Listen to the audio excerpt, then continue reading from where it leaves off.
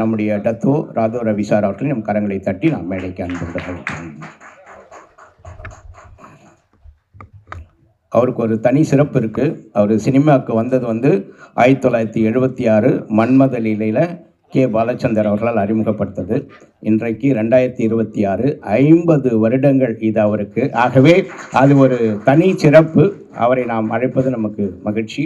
அடுத்ததாக சுயமரியாதை மிக்கவர், தமிழர்களுடைய குறிப்பாக புலம்பெயர்ந்த தமிழர்களுடைய வாழ்வாதாரத்தை மீட்டு எடுத்தவர் என்று சொல்லக்கூடிய நம்முடைய அன்பு சகோதரர் வேல்முருகன் அவர்களே, அரசியல்வாதியாக இல்லை, அவரும் ஒரு திரைப்படத்தில் நடித்திருக்கிறார். ஆகவே அவரை நாங்கள் வரவேற்பதில் மகிழ்ச்சி அடைகிறோம். அடுத்ததாக மருத்துவர், அவருக்கும் திரைப்படத்தோட நிறைய சம்பந்தம் இருக்குது. விருதுகளை பல பெற்ற நம்முடைய டாக்டர் CMK ரெட்டி அவர்களே நம்முடைய கரங்களை தட்டி அன்போடு மேடைக்கு அழைக்கிறோம். வெற்றி பெற்ற மனிதர்கள் ஏதாவது வித்தியாசமாக செய்யணும்னு வாங்க, அப்படி வித்தியாசமாக எல்லாவற்றையும் செய்து கொண்டிருக்கக்கூடிய நடிகர் திரு ஜெகன் அவர்களை நான் அன்போடு மேடைக்கு அழைக்கிறேன். சிறப்பு பாடகர் திரு அந்தோனி தாசன் அவர்களை நான் அன்போடு மேடைக்கு அழைக்கிறேன். அதே போன்று தமிழ் சினிமாவில் நம்ம 80களில் பார்த்த ஒரு திரைப்பட நடிகை, நடிப்பு என்று சொன்னாலும் சரி, நடனம் என்று சொன்னாலும் சரி, ஒரு யதார்த்தமான ஒரு வாழ்க்கையோடு இருக்கக்கூடிய திரைப்பட நடிகை அம்பிகா மேடம் அவர்களே நான் அன்போடு மேடை கழிக்கிறேன். நம்முடைய கரங்களை தட்டி அவரை வரவேற்போம்.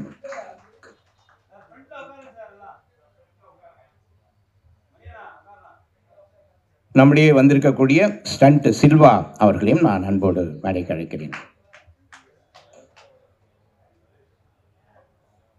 எங்களுடைய நிகழ்ச்சியினுடைய தலைவராக இருக்கக்கூடிய செல்வகுமார் அவர்களையும் நான் அன்போடு அழைக்கிறேன். அதே போன்று உலகத்தமிழ் வம்சாவளியினுடைய துணைத் தலைவராக இருக்கக்கூடிய குமரேசன் அவர்களையும் நான் அன்போடு அழைக்கிறேன். இப்போது தமிழருடைய பாரம்பரியம், ஏன்னா நமக்கு வந்தாரை வரவேற்பது தான் தமிழனுடைய பாரம்பரியம். ஆகவே அந்த நிகழ்ச்சியினுடைய தலைவராகவும் உலகத்தமிழ் வம்சாவளி அமைப்பினுடைய தலைவர், அதே போன்று எடிசன் விருதை 18 ஆண்டாவதாக நடத்தக்கூடிய அந்த தனிப்பட்ட நபினர், உலகெங்கும் இருக்கக்கூடிய தமிழ் உறவுகளை இணைக்கக்கூடிய உறவு பாலமாக இருக்கக்கூடிய நம்முடைய செல்வகுமார் அவர்கள் உங்களை வரவேற்கிறார்.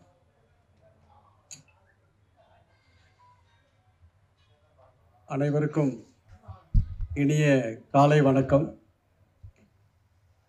இந்த நிகழ்ச்சி கிட்டத்தட்ட 10 வருஷத்துக்கு அப்புறம் எங்கள் சகாக்கள் கூட இன்றைக்கி நான் இணையிறேன். இன்றைக்கி தேவராஜ் அண்ணன், சரவணன், இப்ராஹிம், இது மட்டும் பேர் தெரியுது, மீதி பேர்லாம் பேர் மறந்துட்டேன்.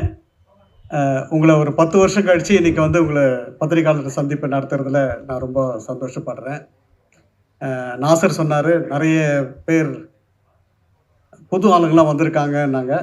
நானும் அங்கேருந்து இங்கே வந்தால் தான், அதனால் உங்களில் ஒருவன் சொல்கிறதில் ரொம்ப சந்தோஷப்படுறேன். அடுத்ததாக இன்று காலை எங்களோட அழைப்பை ஏற்று 18ஆம் ஆண்டு எடிசன் திரை விருதிற்கு அறிமுக விழாவிற்கு வந்திருக்கிற எனக்கு எல்லாமும் இருந்து உதவி செய்து கொண்டு இருக்கிற டத்தோ ராதா ரவி அவர்களை வருக வருகன வரவேற்கிறேன். அவருக்கு ஒரு தனி சிறப்பு இருக்குது. 2005 2006 mytamilmovie.com ஆரம்பிக்கும் போது, அப்போது நடிகர் சங்கத்தில் என்னை ஊக்குவிக்கலை. அப்போ அண்ணன் தான் அவன் தமிழ் பேரில் .com ஆரம்பிச்சிருக்கிறான், அதனால் நாளைக்கு தவறாயிடும். அப்போ கேப்டன் தலைவராக இருந்தார். அப்போ இணையதளம் அப்போ 3வது இணையதளம். நான் ஃபஸ்ட்டு கலாட்டா ஆரம்பிச்சிருந்தாங்க, 2வது இந்தியா கிளிக்ஸ் ஆரம்பிச்சிருந்தாங்க, 3வது mytamilmovie.com. பத்மஸ்ரீ கமலஹாசன் அவர் தான் என்னோட நிகழ்ச்சியை அந்த இணையதளத்தை தூக்கி வச்சார். அப்போ போகும்போது நடிகர் சங்கத்தில் என்கரேஜ் பண்ணல. அன்றைக்கி என்னை கைப்பிடிச்சி இந்த சினிமா இண்டஸ்ட்ரியில் இவன் நடக்கணும், இவனை இந்த மீடியா துறையில் வரணும் அப்படின்னு எனக்கு முத கைப்பிடிச்சி உதவி செஞ்சவர் டத்தோ ராதாரேவன். அவர் இல்லாத நிகழ்வே எங்களது தொடர்ச்சியாக இருக்கவே இருக்காது. ஈவன் எங்கள் அப்பா இறந்தபோது கூட ஏன் சொல்லலைன்னு சொல்லிட்டு எங்கள் கிராமத்துக்கே வந்தவர். அதனால் அவரை ஒரு நன்றியோடு அண்ணனை வரவேற்கிறேன். அடுத்ததாக டாக்டர் CMK ரெட்டி. நான் உலகத்தமிழ் வர்த்தக சங்கம், உலகத்தமிழ் வம்சாவளி அமைப்பு ஆரம்பிக்கும் போது கவர்னர்லாம் அறிமுகப்படுத்தி என்னை வந்து ஊக்குவிச்சார். இன்றைக்கி பல நாடுகளில் எனக்கு தொடர்பு இருந்தாலும் தமிழ்நாட்டில் கவர்னர்கிட்ட ரொம்ப அறிமுகப்படுத்தி மத்திய அமைச்சர், மாநில அமைச்சருக்கெல்லாம் அறிமுகப்படுத்தி டாக்டர் சிஎம்கே ரெட்டியை வந்து சேரும். அதனால் அவர் என்னோட எல்லா நிகழ்ச்சியிலையும் அவர் இருப்பார். அடுத்தது அம்பிகா மேடம். அம்பிகா மேடம் வந்து 2008 தான் வந்து மேடம் கூட ஃப்ரெண்ட்ஷிப்பாக பழகணும். ஒரு வீடியோ சிடி ஒன்று வெளியிட்டேன் அப்போது 2009. அப்போ வந்து மேடம் வந்து சீஃப் கெஸ்ட்டாக கலந்துக்கிட்டாங்க. அன்றைக்கிலேருந்து அதே ஃப்ரெண்ட்ஷிப்பு, அதே ரிலேஷன்ஷிப்பு, அதே வந்து உண்மையான அன்பு, நட்பு இதில் வந்து அவங்கள அடிச்சுக்க முடியாது. உரிமையாக பேசுவாங்க, உரிமையாக திட்டுவாங்க. அது திட்டுறதுக்கு அவங்களோட ரைட்ஸ் இருக்குது, வாங்கிறதுக்கு எனக்கு அன்பு இருக்குது. அவங்களையும் எனக்கு வருக வருகன்னு வரவேற்கிறேன். அடுத்ததாக நம்ம அரசியலுக்கு அப்பாற்பட்டு உலகெங்கும் உள்ள தமிழர்களுக்கு பப்ளிசிட்டி இல்லாமல் உதவி செய்கிறது அண்ணன் வேல்முருகன். அவர் பார்த்தீங்கன்னா கடந்த ஆண்டு வந்து ஆஸ்திரேலியாவில் வந்து நாங்கள் அந்த நிகழ்ச்சிக்கு போயிருந்தோம். நான் தான் அழைச்சிட்டு போயிருந்தேன். அங்கே எங்களோட உலகத்தமிழ் வம்சாவளி மாநாடு முடித்து 2 நாள் முடிச்சுட்டு அன்றைக்கி ஈவினிங் வந்து ஒரு கூட்டத்துக்கு நான் அழைச்சிட்டு போனேன். ஆனால் வாங்கின சும்மா அப்படின்னு கூப்பிட்டு போனோம். அங்கே போனால் ஒரு 50 பேர் ஒரு கூட்ட அரங்கு. அந்த அரங்கில் 2 வயசு 3 வயசு கைக்குழந்தையாக இருக்கும்போது கள்ளத்தூணியில் போய் 30 நாள் 40 நாள் உயிரை கையில் பிடிச்சிட்டு போனவங்களெல்லாம் அன்றைக்கி வந்து உருக்கமாக பேசும்போது நான் வந்து கண் கலங்கிட்டேன். நானும் ஜான்தன் ராஜா கண் கலங்கிட்டோம். ஏன்னா அவ்வளோ உருக்கமாக அந்த உலகத் தமிழர்கிட்ட வந்து ஒரு பேரன்பு கொண்டிருக்கிறாரு. அவர் வந்து பப்ளிசிட்டி பண்ணல. ஆனால் அவரை பற்றின ரியல் விஷயத்தை நாங்கள் நேரடியாக கண்டோம். வெளிநாடுகளில் இருக்க தமிழர்லாம் வந்து அவருக்கு வந்து ஒரு பெரிய சப்போர்ட்டாக இருக்கிறாங்க. இன்னொரு விஷயம் சொல்கிறேன், நிறைய பேர் வந்து அவருக்கு பணம் கொடுக்குறன்றாங்க. ஆனால் பணம் வாங்காமல் இவர் சொந்த செலவு வந்து பண்ணுறது ஒரே ஒரு அண்ணன்னா வேல்முருகன் அண்ணன் தான். அது வந்து நான் கண்கூடாக பார்த்தேன். இப்போ கூட எலெக்ஷன் நிற்கிறதுக்கு ஒரு தொகுதிக்கு 30 கோடி செலவாகும் அப்படின்ட்டு வந்து அங்கே வந்து சொல்லும்போது, அண்ணே நாங்களும் தரோம் அப்படின்னும் போது, நீங்களே கஷ்டப்பட்டு போயிருக்கீங்க, நீங்கள் கொடுத்து நாங்கள் வாழணும்னு இது இல்லை, நாங்கள் உதவி பண்ணுறோம் அப்படின்னு சொன்னவர். அவரும் இந்த நிகழ்ச்சியில் வர்றதில் எனக்கு ரொம்ப சந்தோஷம். அவரை நான் வருக வருக வரவேற்கிறேன்.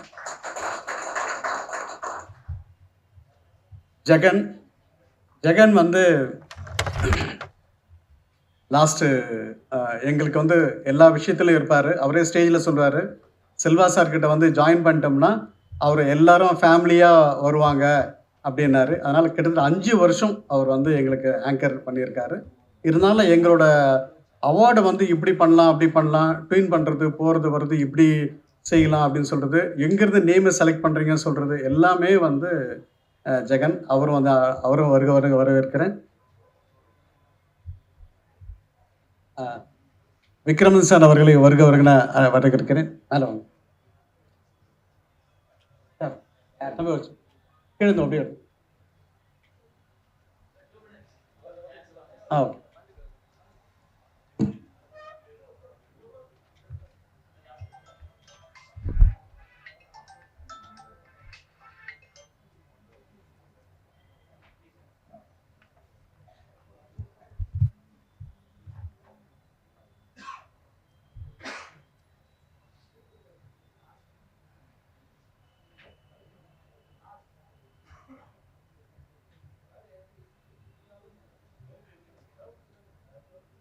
பரவாயில்ல.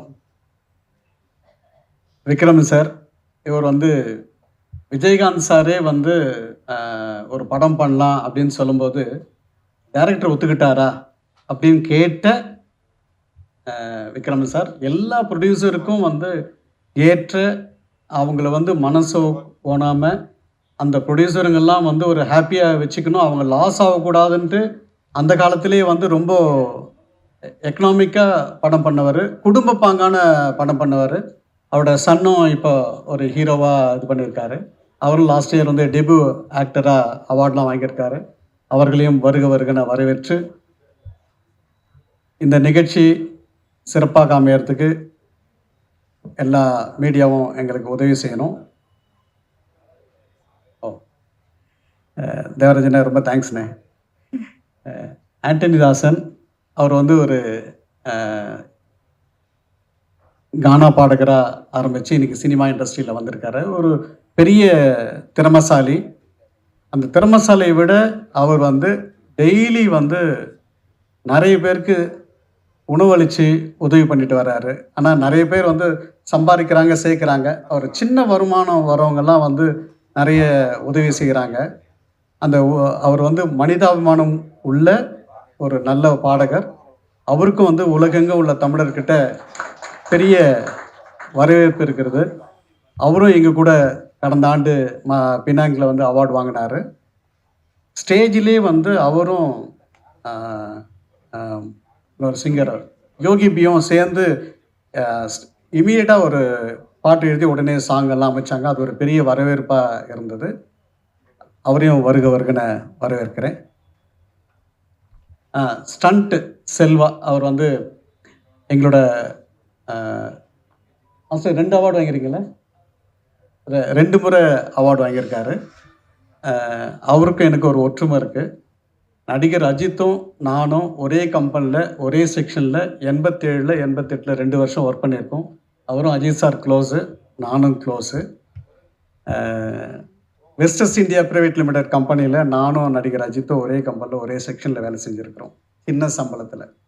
ஸோ அதை சொல்லிக்கிறதுல ரொம்ப பெருமைப்படுறேன். இந்த எடிசன் அவார்ட் கிட்டத்தட்ட 40 மில்லியன், அதாவது 4 கோடி பேர் டிஜிட்டல் வியூஸு பார்த்துருக்குறாங்க. 1,80,00,000 பேர் வந்து வாக்களிச்சிருக்கிறாங்க அவங்களுக்கு பிடிச்ச நடிகர்களை. இந்த அவார்ட் ஷோ மே மாதம் 24ஆம் தேதி சென்னை ட்ரேட் சென்டரில் நடக்க போகுது. இந்த ஆண்டு வந்து மலேசியாவில் ஒரு க்ரூஸில் நடக்கிற மாதிரி ஒரு திட்டம் இருந்தது. இப்போது நம்ம ட்ரம்ப்போட புண்ணியத்தில் அது நடக்கலை. ஸோ அடுத்த ஆண்டுகளில் வர ஆண்டுகளில் அது நடக்கும் அப்படின்னு நான் வேண்டிக்கிறேன். எங்களுக்கு திரைத்துறையினரை கௌரவிக்கிறது ஒன்று மட்டும்தான் எங்களோட குறிக்கோள். நன்றி, வணக்கம்.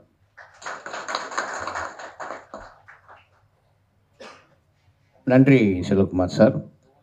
அதாவது வீடு கட்டும்போது பார்த்தீங்கன்னா அந்த சாரம் இருக்கும். அந்த சாரம் தான் அந்த வீடு கட்டுவதற்கு மிக மிக முக்கியமாக இருக்கும். ஆனால் புதுமனை போகின்ற போது பார்த்தீங்கன்னா அந்த சாரத்தை தூக்கி ஓரமாக போட்டு இருப்பாங்க. ஆனால் அந்த சாரம் அதுக்காக வருத்தப்படாது. ஆனால் அடுத்த வீடு கட்டுவதற்கு அது தயாராக இருக்கும். ஆகவே அப்படி சாரமாக இருப்பவர்களை ஓரமாக வைக்காமல் அவர்களை மரியாதை செய்ய வேண்டும் என்று சொன்னால் இந்த சினிமாவுக்கு அவர்கள் செய்தது அவ்வளவு. மேடையில் இருக்கக்கூடிய பெருந்தகைகளுக்கு இப்பொழுது நாம் பரிசுகளையும் நினைவு பரிசுகளையும் வழங்கக்கூடிய நேரம். திரு செல்வகுமார் அவர்களும் அதே போன்று திரு குமரேசன் அவர்களும் இணைந்து வழங்க இருக்கிறார்கள். திரு செல்வகுமார் அவர்களுக்கு நினைவு பரிசையும், திரு குமரேசன் அவர்களுக்கு பொன்னாடியும் போர்த்திருக்கிறார்கள். அந்த வகையிலே நம்முடைய Radha Ravi sir, doctor Radha Ravi sir அவர்களுக்கு இப்போது கௌரவிக்கக்கூடிய நேரம்.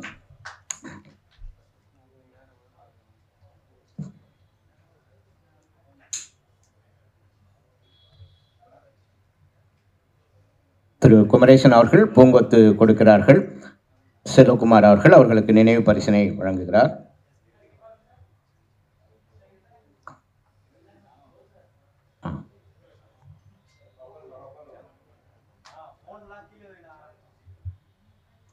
அடுத்ததாக திரு வேல்முருகன் சார் அவர்களுக்கு குமரேசன் அவர்கள் பூங்கொத்தையும் திரு செல்வகுமார் அவர்கள் நினைவு பரிசினையும் வழங்க இருக்கிறார்கள். மதிப்பிற்குரிய நம்முடைய வேல்முருகன் சார் அவர்களுக்கு திரு குமரேசன் அவர்கள் பூங்கொத்தையும் செல்வகுமார் அவர்கள் நினைவு பரிசினையும் வழங்க இருக்கிறார்கள். டாக்டர் CMK ரெட்டி அவர்களுக்கு இப்போது குமரேசன் அவர்கள் பூங்கொத்தையும் செல்வகுமார் அவர்கள் நினைவு பரிசினையும் வழங்குகிறார்.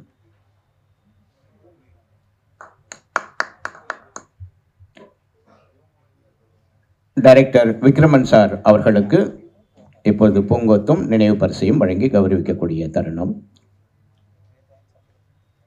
டைரக்டர் இயக்குனர் விக்ரமன் சார் அவர்களுக்கு பூங்கொத்தையும் நினைவு பரிசினையும் வழங்கி, அம்பிகா மேடம் அவர்களுக்கு இப்பொழுது பூங்கொத்தையும் நினைவு பரிசினையும்,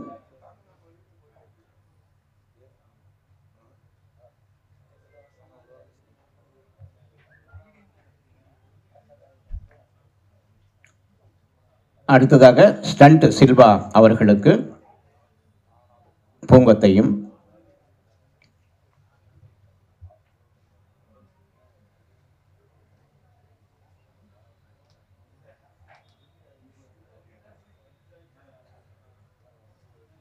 திரு அந்தோணிதாசன் அவர்களுக்கு பூங்கொத்தையும் நினைவு பரிசினையும் வழங்கி கௌரவிக்கக்கூடிய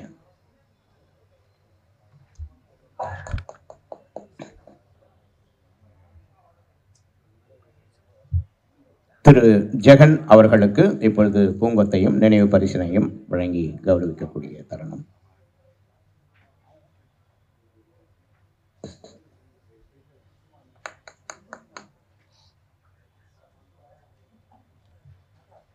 நன்றி.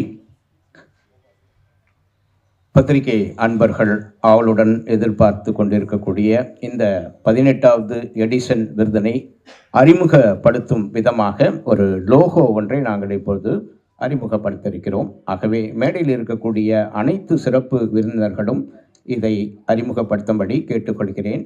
ஆகவே கொஞ்சம் மேடைக்கு முன்னாடி வந்து அனைவரும் ஒரே இடத்தில் இருக்கும்படி இருந்தால் நன்றாக இருக்கும்.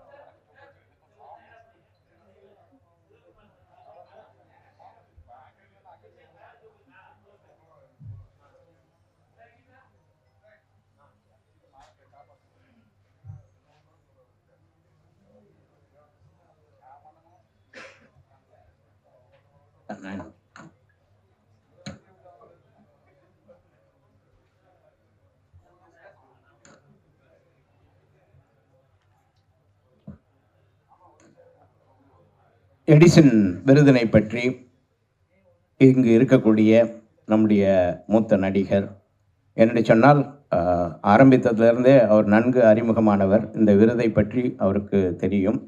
வெளிநாடுகளில் இருக்கின்ற போது கூட இந்த விருதுக்காக வந்தவர். திரு செல்வகுமார் அவர்களுக்கு மிக நெருங்கிய நண்பர்.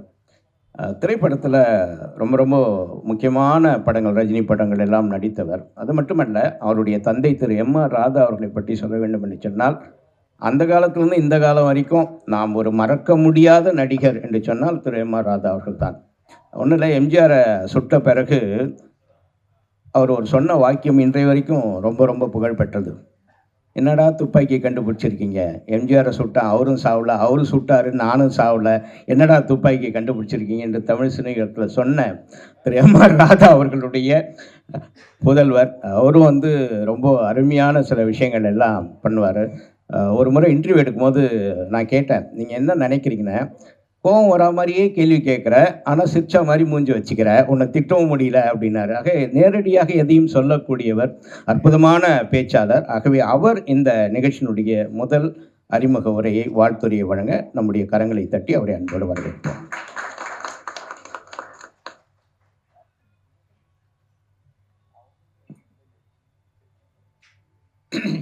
இங்கே கூடியிருக்கும் என் கண்முனை கூடியிருக்கும் என் குடும்பத்தைச் சேர்ந்தவர்களே, மேடையில் வாழ்த்த வந்திருக்கும் என்னுடைய அன்பு சகோதரர் வேல்முருகன் அவர்களே. ஏன்னா அவரையும் எனக்கு ரொம்ப பிடிக்கும்னா, நம்மளை மாதிரி ஒரு துணிச்சல்காரர், யாருக்கும் பயப்பட மாட்டார். அவர் பட்டதை சொல்லிடுவார். பட்டதை சொன்னதுனால அவர் நிறைய பட்டிருக்காரு, அது வேறு விஷயம். இருந்தாலும் அதெல்லாம் பற்றி கவலை இல்லாமல் பேசிக்கிட்டு இருந்தேன். அதனால் சொன்னார். அதே போல் என்னுடைய அதான் அந்த காலத்து ஜோடின்னு சொல்கிறதா, இந்த காலத்து ஜோடின்னு சொல்கிறதா, அந்த காலத்து தான் ஜோடி அம்பிகா அவர்கள். நாங்கள் நடித்த படமெல்லாம் நல்லா ஓடிச்சு. இல்லை பேய் வீடு, நாகம், அப்புறம் வீரன் வேலு தம்பி, எல்லாத்துலேயும் பண்ணியிருக்கோம். எங்களுக்கு ஏன்னா என்னோட வந்து ஹீரோயின் செய்கிறதுக்குன்னு ஒத்துக்கிட்டு நடித்த ஒரே ஆளே தான். ஏன்னா இதெல்லாம் வந்து திருட்டு ராஜாக்கள்லாம் வந்து கடல் கடந்து போனதுனால, கோவாக்கெல்லாம் போனதுனால அங்கே இல்லைங்க அவங்கள ஜோடி இல்லைன்னு சொல்லிட்டாரு எங்கள் இயக்குனர் ராமநாராயண் சார். அதே மாதிரி அண்ணன் சிஎம்கே ரெட்டி வந்து அவர் எங்களவர். இப்போ சொன்ன பிரச்சனையாயிடும். ஏன்னா இப்போ அந்த பிரச்சனை தான் பெருசாக ஓடிட்டுருக்கு. தேவையில்லாத பிரச்சனை தான், அதான் ஓடிட்டுருக்கு. தெலுங்கா தமிழா அது இதுன்னு நிறைய ஓடிட்டுருக்கு. ஓடிட்டுருக்க நேரத்தில் நம்ம இதை சொல்ல தேவையில்லைன்றதுக்காக என்னுடைய அன்பு சகோதரர் சிஎம்கே ரெட்டி அவர்களுக்கும், மேலும் மாஸ்டரை பற்றி சொல்ல தேவையில்லை. செல்வம் மாஸ்டர் வந்து நான் நினச்சேன் கூப்பிட்டா வந்துடுவார் போல இருக்குன்னு கூப்பிட்டு பார்த்தேன். விலைவாசியை பார்த்தோன்னு ஐயோ வேணாம் சாமி, ஏன்னா நமக்கு அடிக்கிறதுக்கு தானே ஒரு ஆள், அது நம்ம பார்த்துக்கலான்னு சொல்லிட்டு. ஆனால் இவங்க யூனியன் எல்லாமே நம்ம நுழையவும் முடியாது, அது ஒரு கஷ்டம். ஆனால் அவருக்கும் என்னெல்லாம் எப்பயுமே வியப்பில் ஆழ்த்தி கொண்டிருக்கும் என்னுடைய அன்பு இயக்குனர் விக்ரமன் அவர்கள். இப்போ கூட அவர் வந்து உடல்நிலை சரியில்லைன்னா கூட கவலைப்படலை, இந்த ஃபங்க்ஷனுக்கு வந்திருக்காரு பாருங்க. அதனால் நான் மிகவும் பாராட்டுகிறேன். அப்புறம் இந்த தம்பி இல்லை ஜெகனை பார்த்து சொல்லிட்டேன் நான். படத்தில் ஒன்று இந்த வயிற்றை கிழித்து வைரமெல்லாம் எடுப்பாங்கடா, என்ன படம்டா அது? அப்போ சொன்னான் ஆயன்னு சொன்னான். நான் உண்மையில ரொம்ப பிரதாபப்பட்டேன் அவனை பார்த்து. ஆனால் அவன் பயங்கர வாள்ன்றது எனக்கு நல்லா தெரியும். அதே மாதிரி இப்போ அண்ணன் இருக்காருன்னா அவர் பாட்டெல்லாம் வந்து இந்த மண் வாசனை கெடாமல் இருக்கும் அந்த பாட்டு. அதனால் அவரும் இன்றைக்கி நல்ல புகழ் உச்சியில் இருக்கிறார். அவங்களாம் நல்லா வளரணும். அதில் இந்த எடிசன் அவார்டில் வந்து கூப்பிட்ருக்காங்கன்னு போது நான் ரொம்ப பெருமைப்படுறேன். ஏன்னா செல்வகுமாருக்கு வந்து ஒரே ஒரு இளிச்சவாயன் நான் தான் நினைக்கிறேன். எப்போ கூப்பிட்டாலும் வந்துடுவான் இருந்தால எடிசன்னு கூப்பிட்டா போதும். ஏன்னா தென்னிந்திய நடிகர் சங்கத்தில் இவருக்கு சரியான அங்கீகாரம் தரல. நாங்கள் அப்போ எலெக்ஷன் டைம் ஏதோ ஓட்டு போட்டுட்டு இருந்தோம்னு நினைக்கிறேன். அப்போ சகோதரர் விஜயகாந்த் வந்து எப்பயும் அவருடைய பேச மாட்டார், சொல்ல மாட்டார், எல்லாரையும் அனுசரிக்கக்கூடியவர். சும்மா வந்து தொந்தரவு பண்ணாதுன்ற மாதிரி ஏதோ ஒன்று சொல்லிவிட்டார். அப்போ நான் கூப்பிட்டு சொன்னேன், டேய் எதிர்காலத்தில் அவன் பெரிய ஆள் ஆகிட்டான்னு அப்புறம் நம்ம வணக்கம் சொல்ல வேண்டியதாக இருக்கும், எல்லாம் வேணாண்டா, விடு அவனை விடு. அவருடைய ஃபங்க்ஷன் எங்கே மலேசியாவில் கூப்பிட்டாரு போனாங்கன்னா எல்லாத்துக்கும் போனேன். ஆனால் அவர் ஒரு ராசி இருக்குது அவர்கிட்டையும். கல்யாணம் ஆகாத பெண்கள் யாராவது அவர் கூப்பிட்டாருன்னா வந்துடுங்க ஃபங்க்ஷனுக்கா, ஏன்னா உங்களுக்கு இம்மிடியட்டாக கல்யாணம் ஆகிடும். நல்ல இடமா பார்த்து கல்யாணம் ஆகும், அதுக்காக சொல்கிறேன். ஏன்னா அதை நான் கண்கூடாவே பார்த்தேன். நான் சொல்கிறது மலேசியா பற்றி சொல்கிறேன், அவருக்கு தெரியும் யார் அந்த பெண்மணி, அதெல்லாம் தெரியும். எதுக்கு சொல்கிறேன்னா ஒரு நல்ல உள்ளம் படைத்த மனிதன். இவ்வளோ பெரிய ஃபங்க்ஷன் செய்கிறது, அது பத்திரிகைக்காரங்களுக்கு முக்கியத்துவம் கொடுத்து செய்கிறது முதல் ஃபங்க்ஷன் இதுதான் நான் பார்த்தது வரைக்கும். நான் ஒருவேளை வந்திருக்கேனா இல்லையான்னு தெரியல, நான் நிறைய வந்திருக்கேன். பட் இவர் வந்து பத்திரிகைக்காரங்களுக்கு சக மரியாதை தரக்கூடிய ஒரே மனிதன் செல்வகுமார் அவர்கள். உண்மையை பாராட்டுறேன். அவர் இப்போ இந்த எடிசன் 18th அவார்டு 18வது ஆண்டு அவார்டுன்னு எனக்கு ஆச்சரியமாயிடுச்சு. ஓ, இந்த நாளோட பழகி நமக்கு 18 வருஷம் ஆயிடுச்சா? அடேங்க அப்பா, எவ்வளோ நாள் ஓடி போச்சு பாருங்க. ஏன்னா இந்த நினைப்பு தான் நம்மளை வந்து வயசாக்கிடுது. அது வரைக்கும் நான் இளமையாக இருந்தேன் உள்ளே வர வரைக்கும். இந்த 18வது அவார்டை பார்த்த உடனே தான் கொஞ்சம் பின் வாங்கிட்டேன். அதனால் எனக்கு ஆரம்பத்துலேருந்தே தெரியும்னு சொன்னதை மறந்துடுங்க அவரை. And is a very good man. இப்போ கூட அண்ணன் ரொம்ப அற்புதமாக எங்களெல்லாம் அறிமுகப்படுத்தினார். அதாவது கட்டுறதுக்கு உதவும் மூங்கில், அப்புறம் தேவையில்லாத வாழை மரத்தை வச்சு, இது வந்து கலைஞர் சொன்ன கதை எங்களுக்கு, நான் இல்லைன்னு சொல்ல. அப்போ தேவையில்லாத வாழை மரத்தை வச்சு தான் ஃபங்க்ஷன் பண்ணுவாங்க, அது தூக்கி ஓரத்தில் போட்டுருவாங்க. பட் இருந்தாலும் அதையும் மதித்துன்னு சொன்னார். சொல்லிவிட்டு உடனே என்ன தான் கூப்பிட்டாரு முதல் அவார்டு. அப்போ நாங்கள்லாம் மூங்கி மரம்னு நினைக்கிறோம். இப்போ அப்படி ஆயிட்டோமா என்னான்னு தெரியல. நாங்கள் ஆனால் எப்பயுமே நான் வந்து வாழை மரமாக இருக்கணும், எந்த மரமாக இருந்தாலும் ஒன்றும் தப்பு இல்லை, நல்ல மரமாக இருக்கணும், அவ்வளோதான் என்று சொல்லி அண்ணன் வந்து எங்களை ரொம்ப அற்புதமாக அறிமுகப்படுத்தினார்.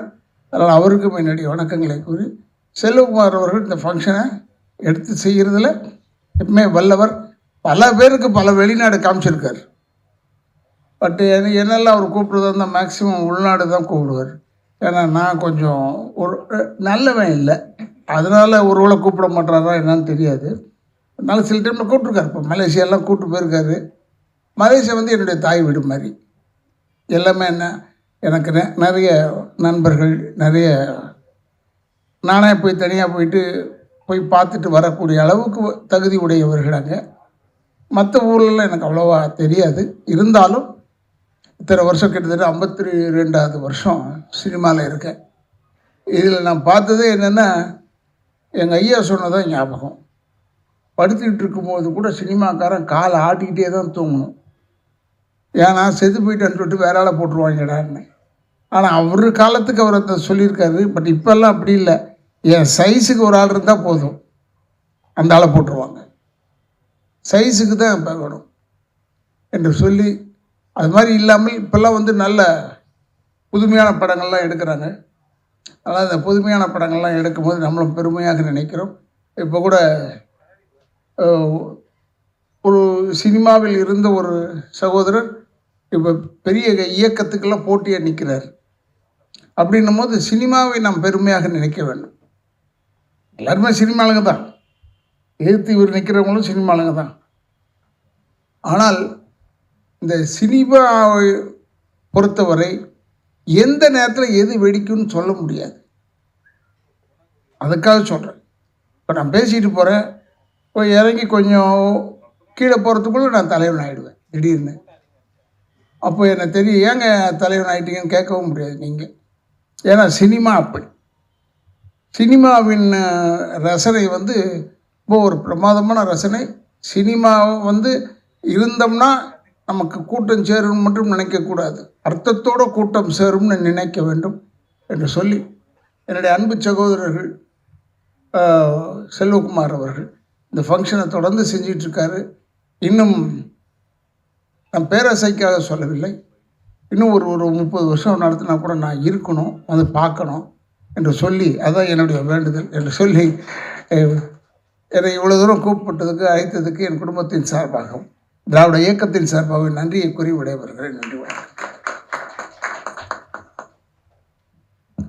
சினிமாக்காரர்கள் காலாட்டி கொண்டே இருக்க வேண்டும் என்று சொன்னவருக்கு நம்முடைய கைத்தட்டலை நாம் இன்னும் கொஞ்சம் உற்சாகமாக கொடுக்கலாம். அடுத்ததாக, ஒரு டாக்டர் மட்டுமல்ல, ஒரு மனிதநேயம் மிக்கவர். நிறைய பேர் பணம் சம்பாதிக்கலாம், ஆனால் அதை திருப்பி கொடுக்க வேண்டும். அப்படி அந்த வகையில் வாரத்தில் ஒரு நாள் அவங்களுடைய கிளினிக்கில் வந்து ஃப்ரீ ட்ரீட்மெண்ட்டு போகிறவங்களுக்கு வியாழக்கிழமை தோறும் டாக்டர் CMK ரெட்டி அவர்களை மிக சுருக்கமாக ஒரு சில வார்த்தைகளை பேசும்படி அன்போடு அழைக்கிறேன்.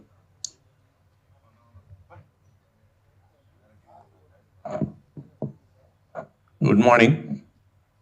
மேடையில் அமைந்திருந்த பெரியவங்களுக்கு, பாத்திரிகைகள், லேடிஸ் அண்ட் ஜென்டில்மேன், நாங்கள் அதிகமாக பேச விரும்பலை. எக்ஸப்ட் ஒரு 18 வருஷம் ஒரு அமைப்பு வெற்றிகரமாக நடக்க வைத்தது சின்ன விஷயம் இல்லை. அது எவ்வளோ சாதனைகள், எவ்வளோ சோதனைகள் தாண்டி வந்து எவ்வளோ தூரம் வந்தாங்க. அதுக்கு வந்து நாங்கள் அவசியமாக செல்வானை பாராட்டு தான் வேணும். ராதா ரவி சார் சொன்ன மாதிரி இன்னும் ஒரு 30 வருஷம் கூட நடத்துகிற மாதிரி கூட அவர் பிளான் பண்ணி வச்சுருக்கார். Medical science, film industry meet பண்ணக்கூடிய ஒரே ஒரு சப்ஜெக்ட் வந்து லைஃப் ஸ்டைல் ப்ராப்ளம். நிறைய லைஃப் ஸ்டைல் ப்ராப்ளம்ஸ் நாங்கள் இப்போது சமயத்தில் பேச நிறைய ப்ராப்ளம்ஸ் பார்க்குறோம். நான் இங்கே இருக்கிற தயாரிப்பாளர்களோடு இருப்பாங்க. இங்கே ரீசெண்டாக நான் USA போகும்போது ஒரு படம் பார்த்தேன் நான். 1 minute picture. They take 1 minute picture to discourage smoking.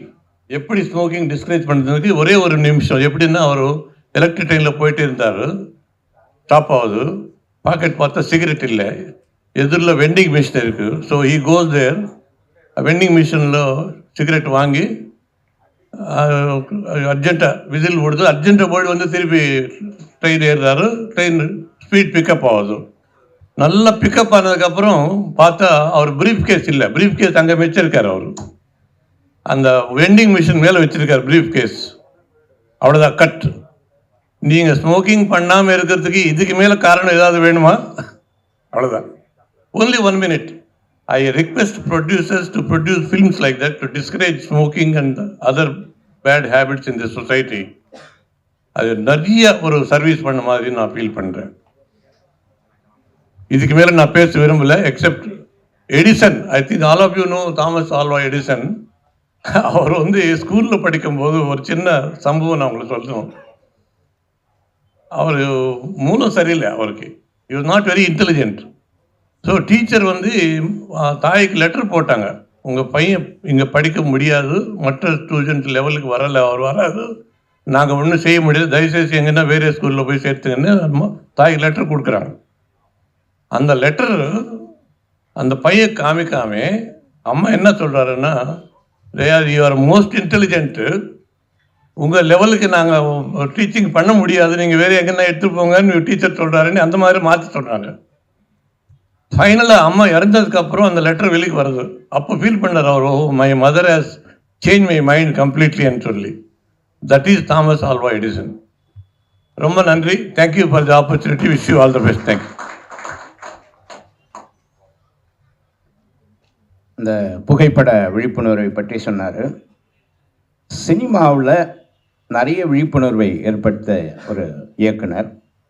நட்புக்கும் காதலுக்கும் ஒரு சின்ன இழை தான். ஒரு படத்தை ஒரு ஒரு ஒரு பெண் ஒரு 5 வாலிபர்கள் இருக்கக்கூடிய இடத்துக்கு வரும்போது எப்படி நட்பாக இருக்க முடியும் என்பதை புது வசந்தம் மூலமாக தமிழ் சினிமாவுக்கு அறிமுகப்படுத்தியவர் இயக்குனர் விக்ரமன் அவர்கள். ஆகவே தமிழ் சினிமாவுக்கு ஒரு புது தளத்தை கொடுத்தவர் அவர். நம்முடைய எடிசன் விருதை பற்றி பேச வருகிறார். நம்முடைய கரங்களை தட்டி வரவேற்போம்.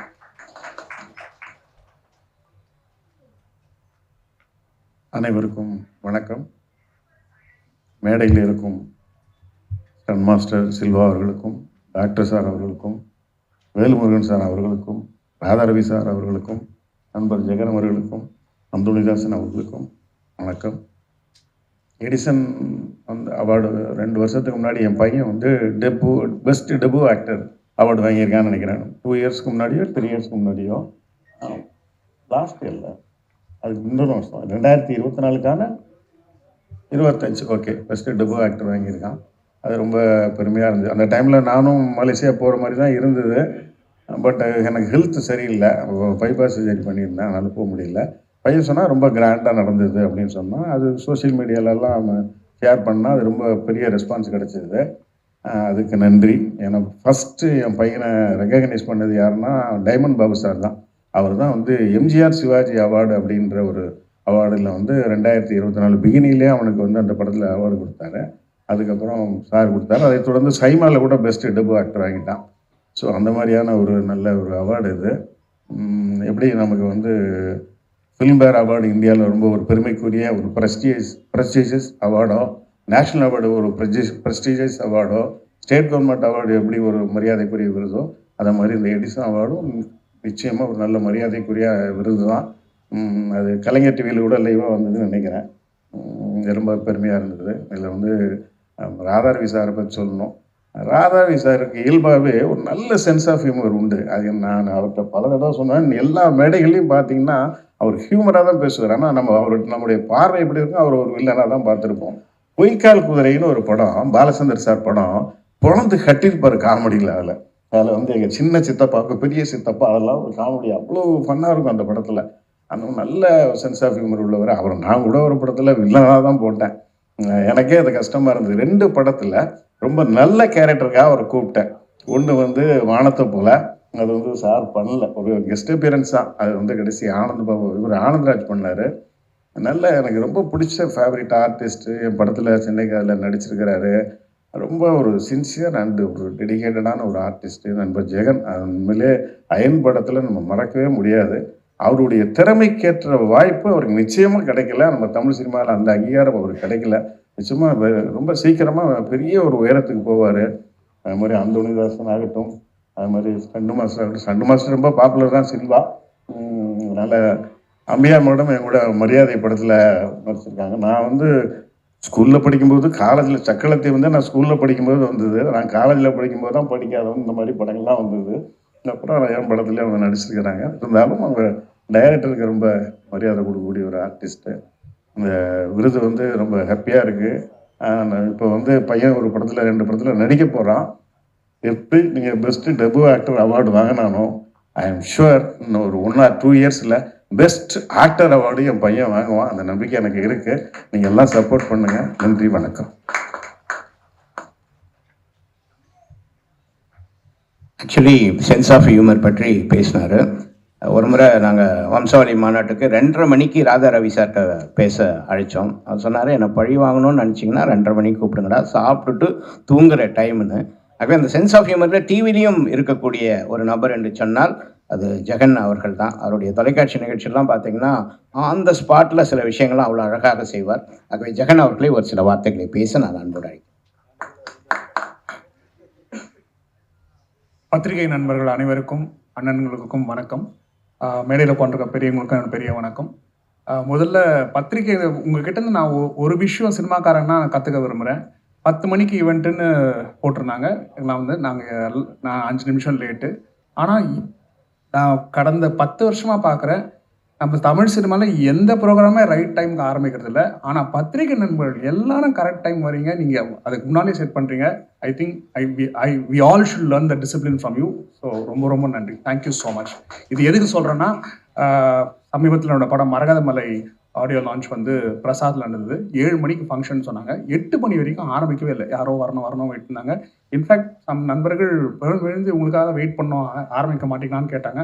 அப்படி சொன்னால் கூட அவங்க எல்லாம் பொறுமையாக ஷோ முடிகிற வரைக்கும் இருந்தீங்க. So on behalf of the film industry I like to thank you so much for all the support. ரொம்ப ரொம்ப நன்றி. கர்டன் ரைசர் ஃபிலிம் பார்த்தோம். 18 இயர்ஸில் எத்தனை பேரை இந்த அவார்ட் மோட்டிவேட் பண்ணியிருக்கு, உற்சாகப்படுத்தியிருக்கு, சந்தோஷப்படுத்தியிருக்கு. ஓகே, அதில் இருக்கவங்க பல பேர் இன்னும் தேர் ஸ்டில் தேர் ரெகுலராக வாங்குறாங்க. முதல் வாங்கினவங்கன்னு சொன்னவங்க அதுக்கப்புறம் அந்த 3வது 2வது அப்படின்னு சொன்னாங்க. அண்ட் எனக்கும் எடிசன் அவார்ட்ஸ்க்கும் I have a long association. 3 வருஷம் தொடர்ந்து நான் ஷோ ஆங்கர் பண்ணேன். தென் அதுக்கப்புறம் தொடர்ந்து 3 வருஷம். அதுக்கப்புறம் பேக் வந்து அப்புறம் 1 வருஷம் பண்ணேன். அந்த மாதிரி பண்ணேன். அந்த மாதிரி எடிசன் அவார்ட்ஸு நடிகர்களெல்லாம் சந்தோஷப்படுத்திருக்கலாம், உருவாக்கிருக்கலாம், மோட்டிவேட் பண்ணியிருக்கலாம். பட் எடிசனோட மெயின் யூனிக்கே என்னென்னா, இந்த ஷோவில் வந்து ஆங்கர் பண்ணால் அந்த பெண்களுக்கு உடனே கல்யாணம் நடக்கும். நான் முதல் அஞ்சனாவோட தான் ஷோ ஆங்கர் பண்ணேன். எனக்கு அவங்களையும் தெரியாது. ரொம்ப very nice, very intelligent girl. ரொம்ப ஜாலியாக பண்ணோம். அந்த ஷோவில் அவார்டு வாங்க வந்தவர் தான் கயல் சந்திரன். அடுத்த வருஷம் அவார்ட் பண்ணால் அவர் என் ஹஸ்பண்ட் இருந்து. இதுனா ராசி. அது மாதிரி 2-3 பேர் பல பேருக்கு செட்டப் ஆகிருக்கு. இது வந்து மேட்ரி. இன்ஃபேக்ட் அடுத்த ஃபியூ இயர்ஸில் இது வந்து நீங்கள் டைவர்சிஃபை பண்ணால் எடிசன் அவார்ட்ஸ் matrimony.com வச்சா கூட I think can take off. ஏன்னா இணையத்தில் is very well versed. Edison அவார்ட்ஸோட ஃபர்ஸ்ட் இதுன்னா நான் ஃபஸ்ட்டு ஆங்கர் பண்ணும்போது அப்போ தான் ராதாராமன் ஃபஸ்ட்டு டைம் நேரில் பார்க்குறேன். அவர் வந்து பார்க்குறேன். அவருக்கு எனக்கு அவர் நல்லா தெரியும் போது வாடா அப்படின்னு சொல்லி நல்லா பேசினார். அப்போ அந்த மேடையில் ஞாபகம் தெரியல, எனக்கும் மறந்து போச்சு. அப்போ சொன்னார், இப்போ இருக்க பசங்கள்லாம் வந்து வேலண்டைன்ஸ் டே இதெல்லாம் கொண்டாடுறாங்க. அப்போ அவர் வந்து யாரோ ஒருத்தர் சொன்னார், ஒரு சுதந்திர போராட்டம் அவங்களோட பிறந்த நாளை நீங்கள் கொண்டாடுங்க அப்படின்னு மென்ஷன் பண்ணார். அப்போ நான் இறங்கும்போது சொன்னேன், அண்ணே எங்க நீங்கள் சொல்லிட்டீங்க, ஃபஸ்ட்டு நீங்கள் உங்கள் சின்ன வயசில் இதெல்லாம் பண்ணிங்களான்னு கேள்வி கேட்டேன். சிரிச்சிட்டே கீழே இறங்கி வந்தார். அண்ட் ஒரு நடிகனா நேற்று வந்து ஐ ரியலைஸ் சம்திங். நேற்று வந்து காமெடி ஒன்று பார்த்துட்டு இருக்கேன், கவுண்டமணியான காமெடி, 6 கொலை 6 முகம்னு அதில் ரோல் பண்ணிருக்காரு. தென் ஐ நோட்டிஸ்ட் இப்போ வந்து இந்த பாயிண்ட்டை வந்து I am giving it to all the actors. என்ன மாதிரி ஆக்டர்ஸ்லாம் ஒரே மாதிரி ஒரே மாதிரி கெட்டப்பில் இருக்கும். இதெல்லாம் டிஃப்ரெண்ட்டாக சிம்பிளாக ஒரு கெட்டப் ஒன்று மாற்றணும் அப்படின்னா நான் பண்ண வேண்டியதெல்லாம் ஒன்றுமே இல்லை. I have to go and just see all ராதாராவினஸ் மூவி ஃப்ரம் அமரன் எல்லா படத்துலையும் பார்க்கலாம். சிம்பிள் கெட்டப் லைக் அண்ணாமலை ஆகட்டும், சின்ன மாப்பிள்ளை ஆகட்டும். நேற்று படத்தில் அந்த படம் பேர் எனக்கு தெரில, நான் பார்க்குறேன் ஏதோ ஒரு முகத்தில் வித்தியாசமாக இருக்குன்னு. பெரிய மீசை சாது, பெரிய மீசை, இங்கே இதில் வந்து ஒரு சின்ன முடி வச்சுருக்காரு. We have seen some people முகத்தில் முடி இருக்கும், அது ரொம்ப சட்டிலாக வச்சுருக்காரு. Oh, that's what is making this man so different. And ராதாரவினோட சென்ஸ் ஆஃப் ஹியூமர் சொன்னாங்க. பல படங்கள் இருக்குது. ஒன் ஆஃப் மை ஃபேவரட், பார்க்காதவங்க I mean especially its generation போய் பாருங்கள். சின்ன மாப்பிள்ளைன்னு ஒரு படம், பிரபு அண்ணனும் அவங்க நடிச்சது. Is timing. இன்ஃபேக்ட் அந்த படத்தை வந்து ஈ ஹோல்ட்ஸ் இட்ஸ் அ சிம்பிள், ஒன்றுமே இல்லை, ஆள்மாறாட்டம் கதை தான். ஆனால் this man holds the movie like எனக்கு. அப்புறம் ஆரம்பிக்கும் போது அண்ணன் சொன்னார், லைக் இது ஓட்டிங் இதில் தான் பண்ணுது. அண்ணா அவர் சொன்னார் 23ஆம் தேதி ஓட்டு போட்டீங்க அப்படின்னு. நல்ல காலம். அந்த ஓட்டில் பண்ண மாதிரி எக்ஸிட் போல் கருத்து கணிப்பு வெளியிடாமல் இருந்தீங்கன்னா இதுக்கு நல்லதுன்னு நினைக்கிறேன். அது அண்ட் அடுத்து Ambika ma'am. And I still I'm a big fan of அந்த 7 நாட்கள். அண்ட் எப்படி அந்த மேலே போய் அந்த பாட்டு சொல்லி கொடுக்குற சீனா அந்த மாதிரி நடிக்கிறது. இப்போ ஐ டோன்ட் நோ ஆக்டர்ஸ் இருக்காங்களான்னு தெரில. And by the way Velmurugan thank you so much. Okay. And doctor thank you sir. நான் உங்களுக்கு பின்னால் உட்காந்துட்டே இருந்தேன். நான் பார்க்குறேன், ஓ எங்கள் உலக நாயகன் பல கேரக்டர் எல்லாம் ஸ்டடி பண்ணியிருந்தார். எனக்கு இப்போ தான் தெரிஞ்சுது அவர் பல்ராம் நாயுடு எங்கேருந்து பிடிச்சாரு.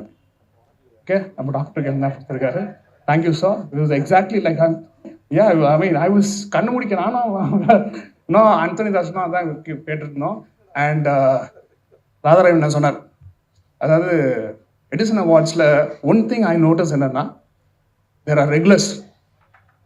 ராதாராணி அண்ணன், அடுத்தது நான், அடுத்தது அந்தோனி தாஸ். ஸோ அண்ணன் வந்து இணைச்சவான்னு சொல்லிட்டாரு. பட் நான் அப்படி சொல்ல மாட்டேன். I think I am very fortunate to be in good books and friendship of Selva அண்ணன். அவர் is a very kind man.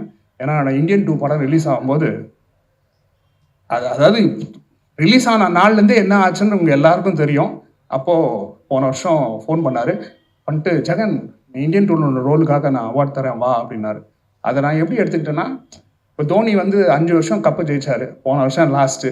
அப்போ எல்லாரும் இன்னும் கூட நம்ம தோனிக்காக மேட்ச் போயிட்டு டீம்லேயே இல்லை, மேட்ச்சில் போயிட்டுருக்கோம்ல. அப்போ வந்து கவலைப்படாதா, நீ வந்து திருப்பி ஏஞ்சி வருவே அப்படின்னு தட்டி கொடுக்குற மாதிரி தான். அந்த அவார்டை வந்து நான் பெருசாக ரோல் பண்ணுறதுக்காக வாங்க போல. ஏன்னா யாரும் மோட்டிவேட் பண்ணுறதுக்கு there someone they to fall back on to get me up அப்படின்றதான் போய் வாங்கினேன். Thanks Selva, thank you so much. And Mrs Selva thank you so much. I think அவங்க கண்ணாடி போடலன்னு நினைக்கிறேன். நானும் அப்போதுலேருந்து என்னையே பார்க்குறாங்கன்னு வச்சு கைட்டே காட்டுறேன், பார்த்துனே இருக்காங்க. Thanks so much. And Vikram அண்ணன் அஃப்கோர்ஸ் ஸ்கூல் படிக்கும் போது big fans of his movie. எங்கள் வீட்டு பக்கத்தில் உட்லண்ட் சைட்லலாம் சூரியவம்சம் வந்துச்சு. அந்த சூரியவம்சம் படம் சிம்ஃபனியில் பார்த்தேன், சிம்ஃபனி தேட்டரில். ஓகே, ஸோ உங்கள் படம் சிம்ஃபனி தேட்டரில் ஒரு மேட்யூ ஷோ பார்த்துட்டு he was so moved. I think all his works very enjoyable. Thank you so much. My smallest association என்னன்னா, போன வருஷம் பெனாங்கில் தான் எடிசன் அவார்ட் நடந்தது. I went an award. நானும் கனிஷ்கும் தான் we travel together. இன்ஃபேக்ட் ஸ்டேஜில் வந்து நாங்கள் தான் அந்த ரவுண்ட் டேபிள்லாம் போட்டிருந்தாங்க, அதில் நானும் கனிஷ்கும் தான் உட்காந்தோம். ஸோ நிறைய பேசிட்டே இருந்தோம். Such a wonderful boy. I think நீங்கள் சொல்லவே வேணாம்.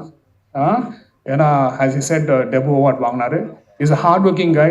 அவரோட ஹிட்லிஸ்ட் படம் வந்து நான் premiere I was called. So நான் போய் பார்த்தேன். And I'm sure he has all the things set up to become good actor. டைரக்டரோட பையன்றனால சொல்ல, he standard on his own. And thank you so much. I think சில்வான அண்ட் ஒரு படம் work பண்ணோம். ஐ மீன் நிறைய படம் ஒர்க் பண்ணியிருக்கோம். But I remember my times with him in வல்லினம் இல்லை தேரில் பண்ணும்போது. அதாவது சினிமாவில் ஒரு சில பேர் இருக்காங்க செஞ்ச வேலை கரெக்டாக பண்ணுன்னு. But there are few people, Baba Lakshman, okay, dance master Baba master, அப்புறம் சில்வா, இவங்கெல்லாம் ஒரு வேலையை எடுத்துட்டா ஒரு கட்டத்தில் டைரக்டருக்கெல்லாம் வெளியில் அவங்களுக்குலாம் வேலையே இல்லை, எடுத்து போட்டு செஞ்சு பண்ணுறதை நான் கண்கூடாக பார்த்தேன். பட் அதோட உழைப்பு இந்த படத்துலேயும் வந்து இன்ஃபேக்ட் ஒன்று நேஷனல் அவார்ட் ஃபார் எடிட்லாம் படம் வாங்கணும். சொல்லுவாங்கன்னா தேங்க்யூ ஸோ மச். அண்ட் நிறைய பேருக்கு அவரை பற்றி தெரியாத விஷயம், is a wonderful cook. I don't know, அவர் வீடியோஸ் பார்த்துருக்கேன். இன்ஃபேக்ட் அவரே சொல்லியிருக்காரு இஸ் எக்ஸலன்ட் ஷெஃப். ஓகே, ஆனால் இப்போ பண்ணுவாரான்னு தெரில, ஸ்டண்ட்டு போட்டுனே சமைப்பாரா அப்படின்னு நமக்கு தெரில, பட் நல்லா சமைப்பார். And thank you so much. And thanks so much. So 18 years of Edison awards.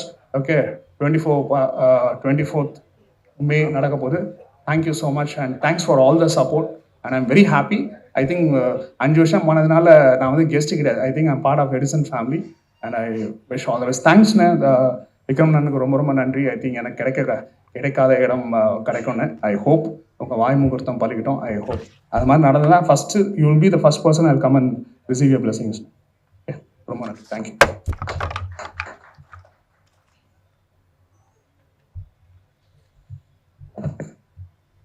நன்றி திரு ஜெகன் அவர்களே. பத்திரிகையாளர்கள் எவ்வளோ நேரத்துக்கு வந்தாங்க, அவங்ககிட்ட வந்து நம்ம கற்றுக்கொள்ள வேண்டும் என்று ஜெகன் சொன்னாரோ, அதே மாதிரி இன்றைக்கு இருக்கக்கூடிய நடிகைகள் இந்த நேரத்தை இவரிடமிருந்து கற்றுக்கொள்ள வேண்டும். இதுக்கு முன்னாடி ஒரு அவார்ட் ஃபங்க்ஷன், அவங்க ஏதோ ஒரு வெளியூரில் இருந்து சரியான டைமுக்கு அம்பிகா மேடம் அவங்க என்கிட்ட ஒரே ஒரு வார்த்தை சொன்னாங்க, நான் நிகழ்ச்சிக்கு வரேன்னு ஒத்துக்கணுன்னா அங்கே உயிரே போனாலும் நான் அந்த டைமுக்கு இருப்பேன் அப்படின்னு சொல்லிட்டு. ஸோ இன்றைக்கு இருக்கக்கூடிய நடிகைகள் அவர்கிட்ட கற்றுக்கக்கூடிய ஒரு விஷயம். அதே மாதிரி அந்த காலத்துலலாம் அந்த கிரேஸ் நடனம் ஆடும்போது சில பேர் ஆடுவாங்க, ஆனால் அந்த நடனத்தோட அந்த முகபாவமும் சேர்த்து இருக்கக்கூடியவர் அவர் தான். என்றைக்குமே நம்முடைய திரைவானில் நட்சத்திரமாக இருக்கக்கூடிய திருமதி அம்பிகா மேடம் அவர்களை நான் பேச அழைக்கிறேன். நம் கரங்களை தட்டி அவரை வரவேன்.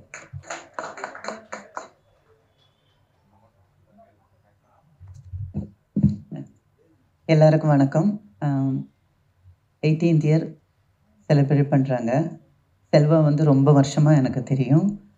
இந்த ஃபங்க்ஷனுக்கு என்னை கூப்பிடும்போது ஆக்சுவலி நான் மெட்ராஸில் இல்லை, கேரளாவில் தான் ஷூட்டிங்கில் இருந்தேன். இப்போ நான் சொன்னேன் கேரளாவில் ஷூட்டிங்கில் இருக்கேன், அந்த டேட்டுக்கு முன்னால் நான் மெட்ராஸ் வந்தால் கண்டிப்பாக உங்கள் ஃபங்க்ஷனுக்கு நான் வருவேன் அப்படின்னு சொன்னேன்.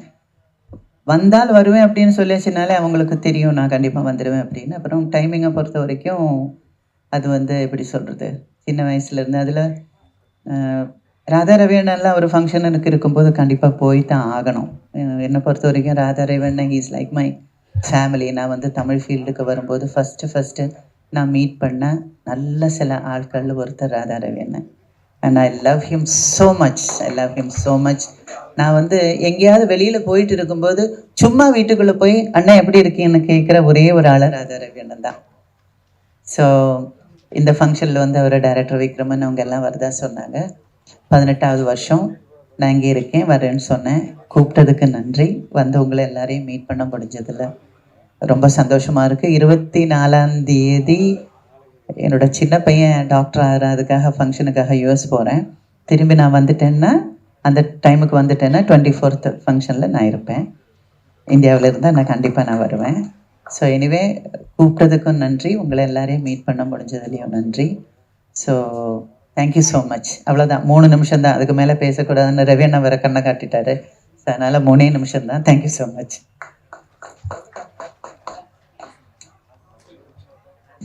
உங்களுக்காவது 3 நிமிஷம், எனக்கு 1 நிமிஷத்துக்கு மேலே நீ சொல்லவே கூடாது அப்படின்னு சொல்லியிருக்காரு திரு சில்வா அவர்கள். அதாவது ஸ்டண்ட் மாஸ்டர் வந்து நம்ம சாதாரணமாக நினைக்கிறோம், ஆனால் உயிரை பணயம் வைத்து செய்யக்கூடிய ஒரு தொழில் எதுன்னா அதுதான். ஏன்னா நம்மளாம் மூட்டை தூக்குற மாதிரி நடிக்கிறதுக்கு காசு கொடுக்குறாங்க, உண்மையாகவே மூட்டை தூக்கி மேலேருந்து கீழே விழுந்து உயிரை பணயம் வைக்கக்கூடிய அந்த தொழிலில் இருக்கக்கூடிய ஒரு சிறந்த ஸ்டண்ட் மாஸ்டரை நம்ம பேச அழைக்கிறோம். சில்வா வாங்க.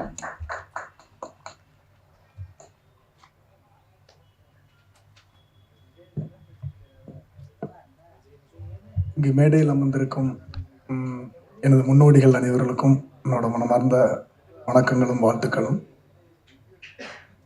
மேடையின் முன்பக்கமாக அமர்ந்திருக்கும் அனைத்து பத்திரிகை நண்பர்களுக்கும் மீடியா நண்பர்களுக்கும் என்னோட வாழ்த்துக்கள்.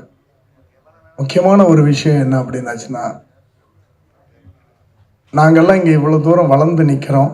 வளர்ந்து நின்னாலும் அந்த முதல் படத்தினுடைய அவார்டு முதல்ல யார்கிட்ட இருந்து அவார்டு கிடைக்கும், யார்கிட்ட இருந்து ஒரு வாழ்த்து கிடைக்கும் அப்படின்னு வெயிட் பண்ணுறது. பார்த்தீங்கன்னா டைரக்டர் முதல்ல சூப்பராக பண்ணிட்டீங்க அப்படின்னு சொன்னாலும் டைரக்டர் தவிர மீதி யாராவது ஒருத்தங்களை நம்மளை அப்ரிஷியேட் பண்ணிட மாட்டாங்களா அப்படின்னு ஒரு நினைப்பு எப்பவுமே இருந்துக்கிட்டு இருக்கும். அது எந்த ஷார்ட் பண்ணாலும் சரி, எந்த படம் பண்ணாலும் சரி. அந்த விஷயத்த முதல்ல எடுத்து செய்கிற இந்த எடிஷன் அவார்டு, இதில் பார்த்தீங்கன்னா முதல் அதாவது டெபியூட் அவார்ட்ஸ்னு நிறைய பேருக்கு கொடுத்துருக்குறாங்க. அதில் நானும் டெபியூட் அவார்டு வாங்கியிருக்கிறேன். ஏன்னா என்னோட முதல் படத்தை நான் முதல்ல இயக்குன அந்த படம் சித்திரை செவ்வானம் படத்துக்கு என்னை கூப்பிட்டு முதல் அவார்டு, நிறைய அவார்டு வாங்கியிருந்தாலும் முதல் அவார்டு அவங்க தான் கூப்பிட்டு கொடுத்தாங்க. And thank you so much Selva sir. இன்னும் 18 வருஷம் இல்லை, இன்னும் நிறைய ராதாரவி நான் சொன்ன மாதிரி நிறைய வருடங்கள் இந்த அவார்டை நீங்கள் எல்லாருக்கும் கொடுக்கணும். நாங்கள்லாம் இங்கே நிற்கிறோம் அப்படின்னா அதுக்கு காரணம் வந்து இப்போ ராதாரவி என்ன, விக்ரமன் சார், இவங்க எல்லாருமே, அம்பிகா மேடம், இவங்க எல்லாருமே போட்ட ஒரு பெரிய பில்லர் தான் நாங்கள் இங்கே வந்து 1st floor 2nd floor 3rd floor அந்த மாதிரி நிற்கிறோம். அண்ணா சொன்னாங்க ரொம்ப காஸ்ட்லி அப்படின்னு, அவங்கெல்லாம் ஏற்றி விட்டதான் எங்களை. சின்ன அமௌண்ட்டில் இருந்தவங்களை எங்களை பெரிய அமௌண்ட் ஏற்றி விட்டாங்க. ஏற்றி நாங்கள்லாம் கீழே கிரவுண்ட் ஃப்ளோரில் வாழ்ந்தவங்கடா, பட் நீங்கள்லாம் கிரவுண்ட் ஃப்ளோரில் வாழக்கூடாதுடா, 2nd ஃப்ளோர் 3rd ஃப்ளோர் அப்படி பார்க்கணுண்டா தம்பி. அது எப்போவுமே அப்படி தான், அந்த ஒரு பாசிட்டிவ் இருக்கும். நான் எனக்கு அறிமுகம் கிடையாது பெருசாக ராதாரவி என்ன. முதல்ல ஒரு சின்ன அப்ளிகேஷனுக்காக ஃபோன் பண்ணுறானே, நான் அந்த மாதிரி சன் சில்வா ஃபைட் மாறினேன். சொல்லுங்கள் மாஸ்டர், நான் இப்போ உங்களுக்கு என்ன பண்ணணும், அப்படியே மனசே குளிர்ந்து போயிடுச்சு. இப்போ வேற இருந்தால் என்ன விஷயம், எதுக்கு என்ன பார்க்கணும் அப்படின்னு தான் கேட்டிருப்பாங்க. ஆனால் முதல் கேட்ட விஷயமே பார்த்தீங்கன்னா, உங்களுக்கு நான் என்ன பண்ணணும் மாஸ்டர் அப்படின்னு. ஸோ அங்கேயே என்னோட வேலை முடிஞ்ச மாதிரி தான். ஸோ அந்த மாதிரி அவ்வளோ பாசிட்டிவ். அதாவது அவங்க அப்பா பற்றி பேசணும்னா நிறைய விஷயம் பேசணும். நான் நிறைய இடத்துல சொல்லியிருக்கிறேன் அப்பா பற்றி.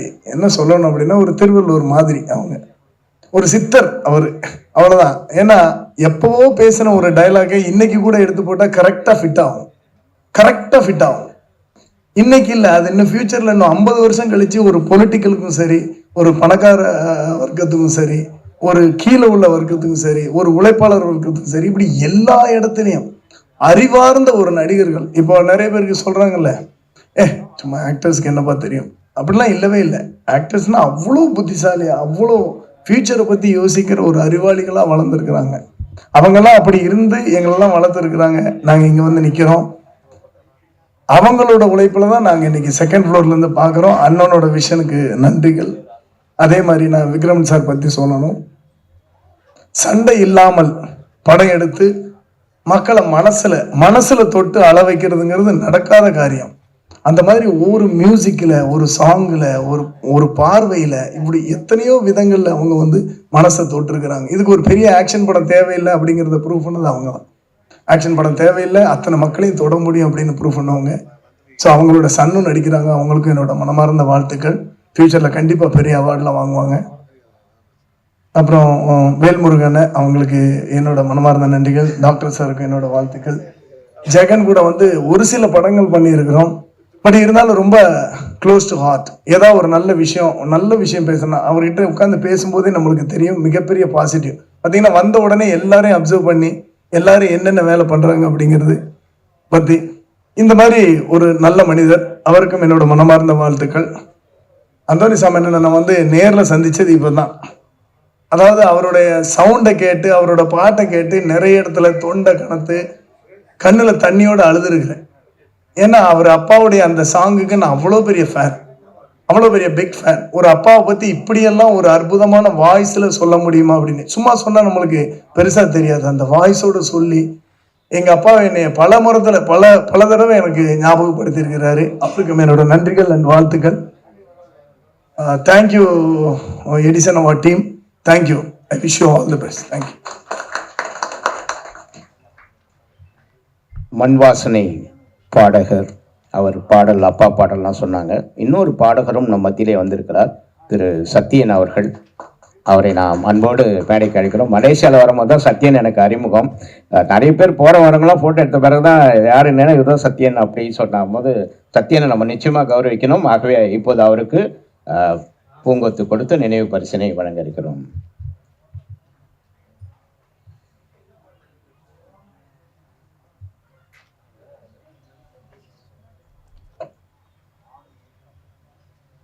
பைசன் படத்தில் அவருடைய பாடல் மிக மிக பிரபலமான பாடல்.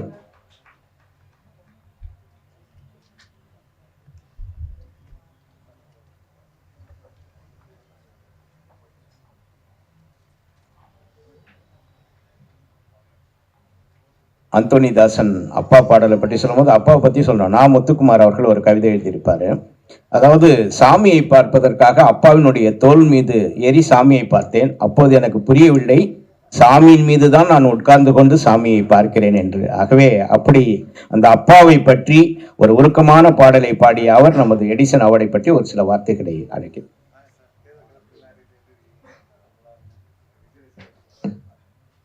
எல்லோருக்கும் வணக்கம். 18வது விருது விழாவை நெருங்குகின்ற எடிசன் எடுக்கின்ற இந்த விழாவிற்கு வாழ்த்த வருகை தந்து மேடை அலங்கரித்து கொண்டிருக்கின்ற பெரியவங்க எல்லாத்தையும் வணங்கிக்கிறேன். முன்னாடி இருந்து எங்களை வாழ வச்சுக்கிட்டு இருக்கிற பத்திரிகை ஊடகத்துறையை சேர்ந்த அத்தனை நல்ல உள்ளங்களையும் ரசிகர்களுக்கும் எனது அன்பார்ந்த நன்றியை தெரிவிச்சுக்கிறேன். எனக்கு ரொம்ப சந்தோஷமாக இருக்குது. இந்த விழாவுக்கு என்னை அழைச்சதுக்காக செல்வகுமார் சாருக்கும் எடிசன் குடும்பத்தாருக்கும் நன்றியை தெரிவிச்சுக்கிறேன். பாராட்டு அப்படிங்கிறது எனக்கு தெரிஞ்ச வரைக்கும் நான் அதிகம் படிக்கலை. குழந்தையாக இருக்கும்போது நம்ம அந்த குப்புத்துக்குறன்னு சொல்லுவாங்க, மல்லாக்க படுத்திருக்கிற குழந்தை குப்புத்தை ஒன்று கை தட்டுவாங்க, அதை பார்த்தோன்னா அதுக்கு ஒரு சந்தோஷம் வரும். அதுக்கப்புறம் தவிர்க்கிற நிலை வரும்போது தங்கம் உடியாந்துரு செல்லம் உடியாந்துருன்னு சொல்லும்போது அது அப்படியே இந்த பாராட்டு குழந்தையிலேருந்து ஆரம்பிக்குது. அது கலைஞர்களுக்கும் கூடுதலானது. நான் கரகாட்ட கலையிலேருந்து வளர்ந்தவங்கிறதுனால நான் ஒரு கிரவுண்டுக்குள்ளே போய் நிற்கிறேன்னா அந்த இடத்துல நான் ஒரு பாடுனா அதுக்கு கை தட்டுறது, நான் இப்போ காமெடி பண்ணால் சிரிக்கிறது, அதுதான் எனக்கு பெரிய பாராட்டாக தெரிஞ்சிச்சு.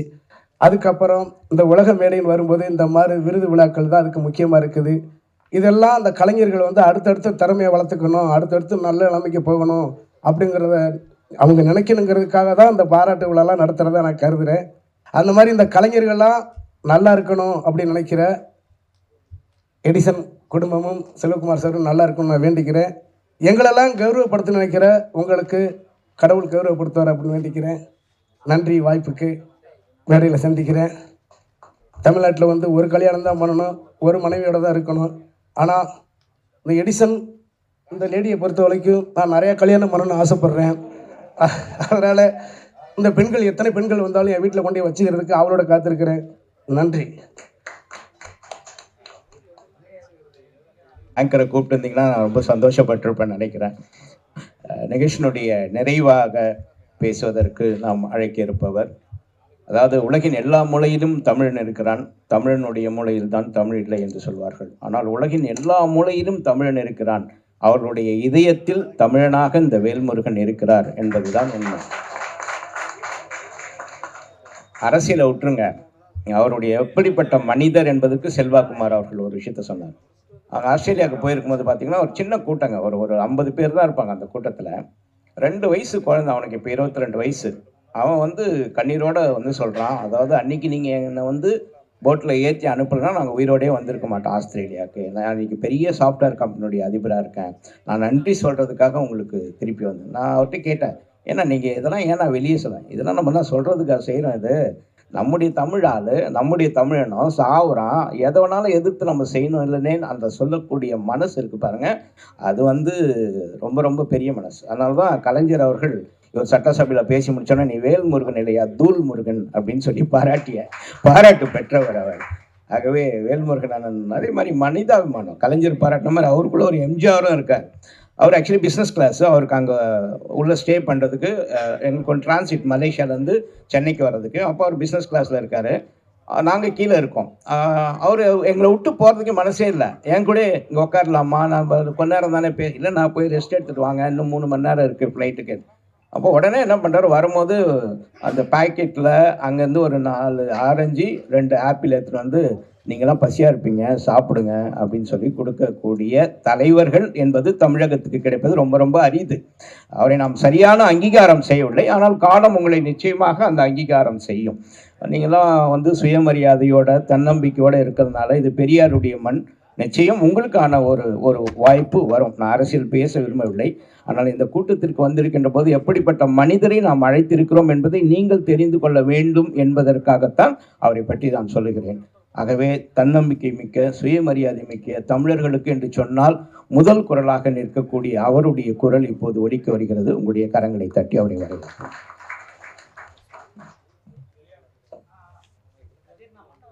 உலக தமிழர்களின் ஒரு மதிப்பையும் நன்மதிப்பையும் பெற்ற மதிப்பிற்குரிய அண்ணன் செல்வகுமார் அவர்களால் ஒருங்கிணைக்கப்பட்ட உலக தமிழ் வம்சாவழி அமைப்பின் தலைவராகவும் இந்த எடிசன் விருதுகளை வழங்கி தமிழ்நாட்டில் இருக்கின்ற மிகச்சிறந்த கலைஞர்களை, அது திரைத்துறை எல்லா துறைகளிலும் இருப்பவர்களை உலகத் தமிழர்களுக்கு அடையாளம் காட்டி அவர்களை ஊக்குவித்து அவர்களை தட்டி கொடுத்து அவருடைய வளர்ச்சியில் தானும் மகிழ்ச்சி அடைகின்ற ஒரு அற்புதமான மனிதர் அண்ணன் செல்வகுமார் அவர்கள். ஆனால் அவரை பாராட்டுற இந்த தருணத்தில் ஒரு பெண்ணின் வெற்றிக்கு பின்னால் ஆண் இருப்பாங்க அப்படிம்பாங்க. ஆனால் அண்ணன் செல்வகுமார் அவர்களுடைய இத்தனை சக்ஸஸ், நீங்கள் 18 ஒரு விருதுகள் வழங்குகிற நிகழ்ச்சியை உலகம் முழுக்க ஒருங்கிணைக்கிறது என்பது சாதாரண விடயம் அல்ல. அவங்களுக்கு பாஸ்போர்ட்டு, அவங்களுக்கு விசா, அவங்களுக்கு தங்கிறதுக்கான அறை, அவங்களுக்கான வாகனம், அவங்களை அழைச்சிட்டு வர்றதுக்கான விமான நிலையத்துக்கு ஆட்கள் அனுப்புவது, இதையெல்லாம் செய்து மிகச்சிறப்பாக அந்த நிகழ்ச்சியை வெற்றிகரமான நிகழ்ச்சியாக மாற்றுவதில் அவருடைய வாழ்க்கை இணையர் செல்வகுமாருடைய வாழ்க்கை இணையர் அன்னைக்கு இந்த நேரத்தில் என்னுடைய பாராட்டுக்கள், வாழ்த்துக்கள். இங்கே வந்து நான் ஆனால் நேரம் இல்லை, சில மனம் விட்டு சில விஷயங்கள் பேசலாம், அவ்வளோ செய்திகள் இருக்குது. முதல்ல அண்ணன் ராதாரவி அவர்களுக்கு நான் என்னுடைய நெஞ்சார்ந்த நன்றியை சொல்லணும். நான் வந்து 89 பாட்டாளி மக்கள் கட்சி தொடங்கலை. அப்போ திமுக திராவிட இயக்கத்தில் எங்கள் குடும்பம் இருக்குது. ஒரு குறிஞ்சிப்பாடி ஒன்றியத்தினுடைய தேர்தல், ஒன்றிய செயலாளர் தேர்தல் அண்ணா அறிவாலயத்தில் நடக்குது. அப்போ அங்கே அந்த சாலையே ஸ்தம்பித்து ஒரு பெரிய ஒரு கலவர பூமியாக இருக்குது. அப்போ நாங்கள் அங்கே எங்களுடைய மண்ணிலிருந்து வந்து அண்ணன் வீடு பின்னாடி, அந்நிய தேனாம்பட்டில் அண்ணன் வீடு. நான் அன்றைக்கி 19 வயது ஒரு மாணவர் பருவன், திராவிட இயக்கத்தினுடைய ஒரு மாணவர் பருவ இளைஞன். என்னுடைய நண்பர் ஒருத்தருக்கு அமர்தின்னு சொல்லி குள்ளஞ்சாவடி, அவருடைய சிஸ்டர் வந்து அண்ணன் ராதாரவியினுடைய ரைட் ஹேண்ட் மாதிரி இருப்பார், ஒரு அப்துல்லான்னு நினைக்கிற பேர், நான் அப்துல்லா. அவர்கிட்ட வந்து இந்த மாதிரி இங்கே ஒரு அசம்பாவம் நடந்து போச்சு, அதனால் நம்ம ஆளுங்கள்லாம் வெளியிலேருந்து வந்திருக்காங்க, கொஞ்சம் பாதுகாப்புக்காக இங்கே எப்படி சென்னை இந்த புவியியல் அமைப்பு எங்களுக்கு தெரியாது, கிராமத்துலேருந்து வந்திருக்காங்க, நிறைய பேரை பஸ் வச்சு கூப்பிட்டு வந்திருக்கோம், ஏதாச்சும் பண்ணிட்டு போகிறாங்க, அதனால் அடைக்கலம் அவர்களுக்கு ஏதாவது ஒன்று ஏற்பட்டுச்சுன்னா அப்போ எங்களை அண்ணன் ராதாரவி அண்ணன் வீட்டுக்கு கூப்பிட்டு போகிறாங்க. அப்போ நான் பள்ளி பருவனாக இருந்து அண்ணன் வீட்டுக்கு போய் அண்ணனை அறிமுகப்படுத்தி வைக்கிறாரு. அப்புறம் அதே மாதிரி அப்போ தான் 89 சிஎம் ஆகிறார் கலைஞர். அந்த அந்நிய தேனாம்பட்டை கம்பட்டாக ரோடு பிளாக், பேரை சொல்லக்கூடாது, கூடுவாஞ்சேரியிலேருந்து ஒரு பிரபலமான ஒரு நபர், அவர் தற்பாதுகாப்புக்காக ஒரு வேலை செய்கிறார். ஒரே பரபரப்பாயிடுது. ஆக அப்படிப்பட்ட இடத்தில் அன்றைக்கு பல நண்பர்களை காப்பாற்றி ஆதரவாக இருந்ததிலிருந்து அண்ணனுடைய பழக்கம். அதுக்கு பிறகு பல ஆண்டுகள் தொடர்பே இல்லை. ஒரு நாள் நான் தருமபுரி அதிகமான ஹோட்டலில் தங்கியிருக்கிறேன். திடீர்னு அண்ணன் அங்கே ஏதோ ஒரு நிகழ்ச்சிக்கு வந்தவங்க வேல்முருகன் இருக்காருன்னு சொன்ன உடனே திடீர்னு அறையை திறந்துட்டு உள்ளே வந்துட்டாங்க, பெட்ரூம் வரைக்கும் வந்துட்டாங்க. திடீர்னு பார்த்தா எனக்கு ஒரே அதிர்ச்சி. அண்ணன் வந்து நடிகவேல் எம்.ஆர். ராதாவுடைய மகன், தமிழ்நாட்டுடைய பல சங்கங்களுக்கு பல கலைஞர்களுக்கு தலைவன், ஒரு ஆகச்சிறந்த வில்லனோடு மட்டுமல்லாமல் யாராக இருந்தாலும் நேரடியாக தட்டி கேட்கக்கூடிய நெஞ்சுரம் படைத்த திரைத்துறையில் ஒரு ஆண்மை உள்ள ஒரு அற்புதமான மனிதராக நான் வந்து அவரை பல இடங்களில் சிலாகித்து பேசியிருக்கிறேன். அவர் வந்து என் கண் முன்னின உடனே எனக்கு அவ்வளோ ஒரு மகிழ்ச்சி. அதோட இல்லை, உடனே ஒரு சால்வை வேறு எடுத்துகிட்டு வந்து போத்தினார். ஏன்னா இதெல்லாம் நீங்கள் செய்கிறீங்க, நான் சின்ன பையனாக இருந்து உங்கள் வீட்டுக்கு வந்தேன் அப்படின்னு சொன்னேன். அதோடு மட்டும் இல்லை, பிறகு அண்ணன் திராவிட இயக்கத்திலேருந்து மாறி ஒரு தேசிய கட்சிக்கு போயிருக்கிறாங்க. சித்தாந்த அடிப்படையில் எனக்கு அந்த கருத்து முரண்பாடு உண்டு. ஆனால் நான் அந்த பாட்டாளி மக்கள் கட்சி வெளியேற்றிய பிறகு தனியாக ஒரு கட்சியை நிறுவி அதை நடத்திட்டு வரேன். முதலில் என்னுடைய திறமையை அல்லது என்னுடைய தலைமை பண்புகளை கண்டறிந்து பத்திரிகையாளர் சந்திப்பில் வேல்முருகன் ஒருத்தன், அப்பயும் இப்படி தான் சொன்னார், வேல்முருகன் ஒருத்தன் இருக்கிறான், இப்பயும் எங்கள் தம்பிங்க எல்லாம் ஐடிவிங்கில் பல மில்லியன் அதை பார்த்துருக்காங்க. வேல்முருகன் ஒருத்தன் இருக்கிறான் தமிழ்நாட்டில், அவனுக்கு மட்டும் சரியான நேரம் வாய்ப்பு கிடைச்சதுன்னா அவன் எங்கேயோ போயிடும் அப்படின்னாரு. பாரதிய ஜனதா என்கிற ஒரு சித்தாந்த எதிரி, அந்த கட்சியை நான் கடுமையாக விமர்சனம் பண்ணிக்கிட்டு இருக்கேன். அந்த கட்சியில் சேர்ந்த ஒரு திரைப்படத்துறையினுடைய ஆளுமை முதலில் பத்திரிகையாளர் சந்திப்பில் என்னை அங்கீகரித்த ஒரு திரைத்துறையை சார்ந்த ஒருவர் என்றால் அது என் மதிப்பிற்குரிய அண்ணன் ராதாரவி தான். எனக்கு நிறைய பேர் திரைத்துறையில் இருக்கிறாங்க, நண்பர்கள் இருக்காங்க. ஆனால் அவங்களாம் வந்து ஒரு அரசியல்வாதி எப்படி பாராட்டி பேசுறது, அவருடைய திறமையை எப்படி வெளி உலகத்துக்கு சொல்றது அப்படின்னு சொல்ல மாட்டாங்க. ஏன்னா நான் வந்து சின்ன வயசுலேருந்து அவ்வளோ அச்சீவ் பண்ணியிருக்கேன். அது வந்து இங்கே அருமை நண்பர் ஜான் சொன்னது போல் இன்னைக்கு மாவட்டத்துக்கு ஒரு மெடிக்கல் காலேஜ், நான் 2001 சட்டப்பேரவை உறுப்பினரான பிறகு அரசுக்கு ஆலோசனை சொல்லி அதை அச்சீவ் பண்ணது. மாவட்டத்துக்கு ஒரு பொறியியல் கல்லூரி, அது நான் அச்சீவ் பண்ணது. மழைநீர் சேகரிப்பு திட்டம், அது போன்ற லாட்டரி தடை சட்டம், இதுமாரி அடுக்கிக்கிட்டே போகலாம். ஆனால் அது பேசு பொருளாக மாறலை. அதுக்கான எல்லா புகழையும் ஆட்சியாளர்கள் எடுத்துக்கொண்டார்கள். ஆனால் அதற்கான மைய கருவாக இருந்தவன் நான். அதையெல்லாம் இன்றைய தலைவர்கள், இன்றைய திரை பிரபலங்கள் அப்படி சொல்லி பாராட்ட மாட்டாங்க. அப்படி பாராட்டினவர் அண்ணன் ராதாரவி அவர்கள். நான் தேர்தலில் முடிச்சுட்டு நேற்று முன்தினதான் ஒரு வெளி மாநிலத்துக்கு குடும்பத்தோட நான் பயணமானேன். செல்வகுமார் அண்ணன் தொலைபேசியில் தொடர்பு பண்ணி எங்கே இருக்கீங்க அப்படின்னாரு. நான் எந்த ஸ்டேட்டுன்னு சொல்லலை, நான் வெளியில் இருக்கேன்னா அண்ணன். இல்லை, இந்த மாதிரி நிகழ்ச்சி இருக்குது, அவசியம் நீங்கள் வரணும் அப்படின்னாரு. இப்போ தான் தொடங்கி தேர்தலாம் முடிச்சுட்டு எல்லாம் ஒரு வெளியில் போயிருக்கிறேண்ணா அப்படின்னேன். வர முடியுமா, முயற்சி பண்ணுங்கனாரு. உடனே விமானத்தை பிடிச்சி நான் இங்கே வந்தேன். அது முதல் அண்ணன் சொன்ன பேர் ராதாரவி அண்ணன் வராங்க அப்படின்னு. நான் கொஞ்ச நாளைக்கு முன்னாடி அண்ணன்கிட்ட ஃபோன் பண்ணி, அண்ணா உங்களை சந்திக்கணும், பேசணும், என்னை நமக்கு அதிகமான நெருக்கம் இல்லை, பழக்கம் இல்லை, ஆனால் பல இடங்களில் நீங்கள் என்னுடைய பேரை மென்ஷன் பண்ணி எனக்கு கூறி அங்கீகாரத்தை கொடுக்குறீங்க, இது பெரிய, இது யாருமே செய்யாத ஒன்று, அதனால் உடம்புலாம் நல்லா இருக்கண்ணா, ஒரு நாளைக்கு வீட்டுக்கு வரணும் அப்படின்னு சொல்லி ஒரு 3 மாதத்துக்கு முன்னாடி தான் ராதாரவி அண்ணன்கிட்ட பேசினேன். அவரே இங்கே வரேன்னாரு. அப்போ பார்க்க வரேன்னேன். அடுத்தது அம்பிகா மேடத்தை சொன்னாங்க. நான் பள்ளி பருவனாக இருக்கும்போது அவங்களுடைய படங்கள், அவங்களுடைய சிஸ்டர் ராதா படங்கள் இதெல்லாம் பார்த்தேன். 14 வயசு 15 வயசு பையனாக இருக்கும்போது. அதுலேயும் இந்த படிக்காதவன்ல அந்த ஒரு ஃபியேட்டு காரில் அந்த பெட்ரோல் அந்த அது ஏதோ ஒன்று வயிற்றுல கர்ப்பிணி தாய் மாதிரி எடுத்துகிட்டு வருவாங்க. சாராய், அதான் சொல்லக்கூடாதுன்னு சொல்ல வரேன். அதனால் அவங்களுடைய நடிப்பு, எங்கள் அண்ணன் ஒருத்தர் இருக்கிறார், அவங்களுடைய தீவிர ரசிகர். வீட்டிலலாம் இவங்களுடைய படங்களை ஒட்டி வைப்பாங்க. அப்படியேப்பட்டு இப்போ வந்த பிறகு தான் தெரியும் இந்த ஹோட்டலே அவங்களுக்கு தான் அப்படின்னு. உண்மையாம்மா? பேர் தானா? பரவாயில்ல, ஹோட்டலே உங்களுக்கு தான் இருக்கணும்னு விரும்புகிறேன், மகிழ்ச்சி. ஆனால் ஈஸியார்லாம் சொன்னாங்க நிறைய இடங்கள். நான் ஒரு வீடு பார்க்க போகும்போது அங்கே நிறைய இதெல்லாம் யாருது அப்படின்னா எல்லாம் அம்பிகா மேடுது அப்படின்னாங்க. உண்மையிலே அப்படி இருக்கணும். ஏன்னா அவங்க வந்து உழைச்சி கஷ்டப்பட்டு அந்த காலத்தில் அக்காலம் தங்கியும் நடித்து தமிழ்நாட்டு மக்களின் மனங்களை வென்று ஒரு மிகப்பெரிய கதாநாயக நடித்த ஒருவர்.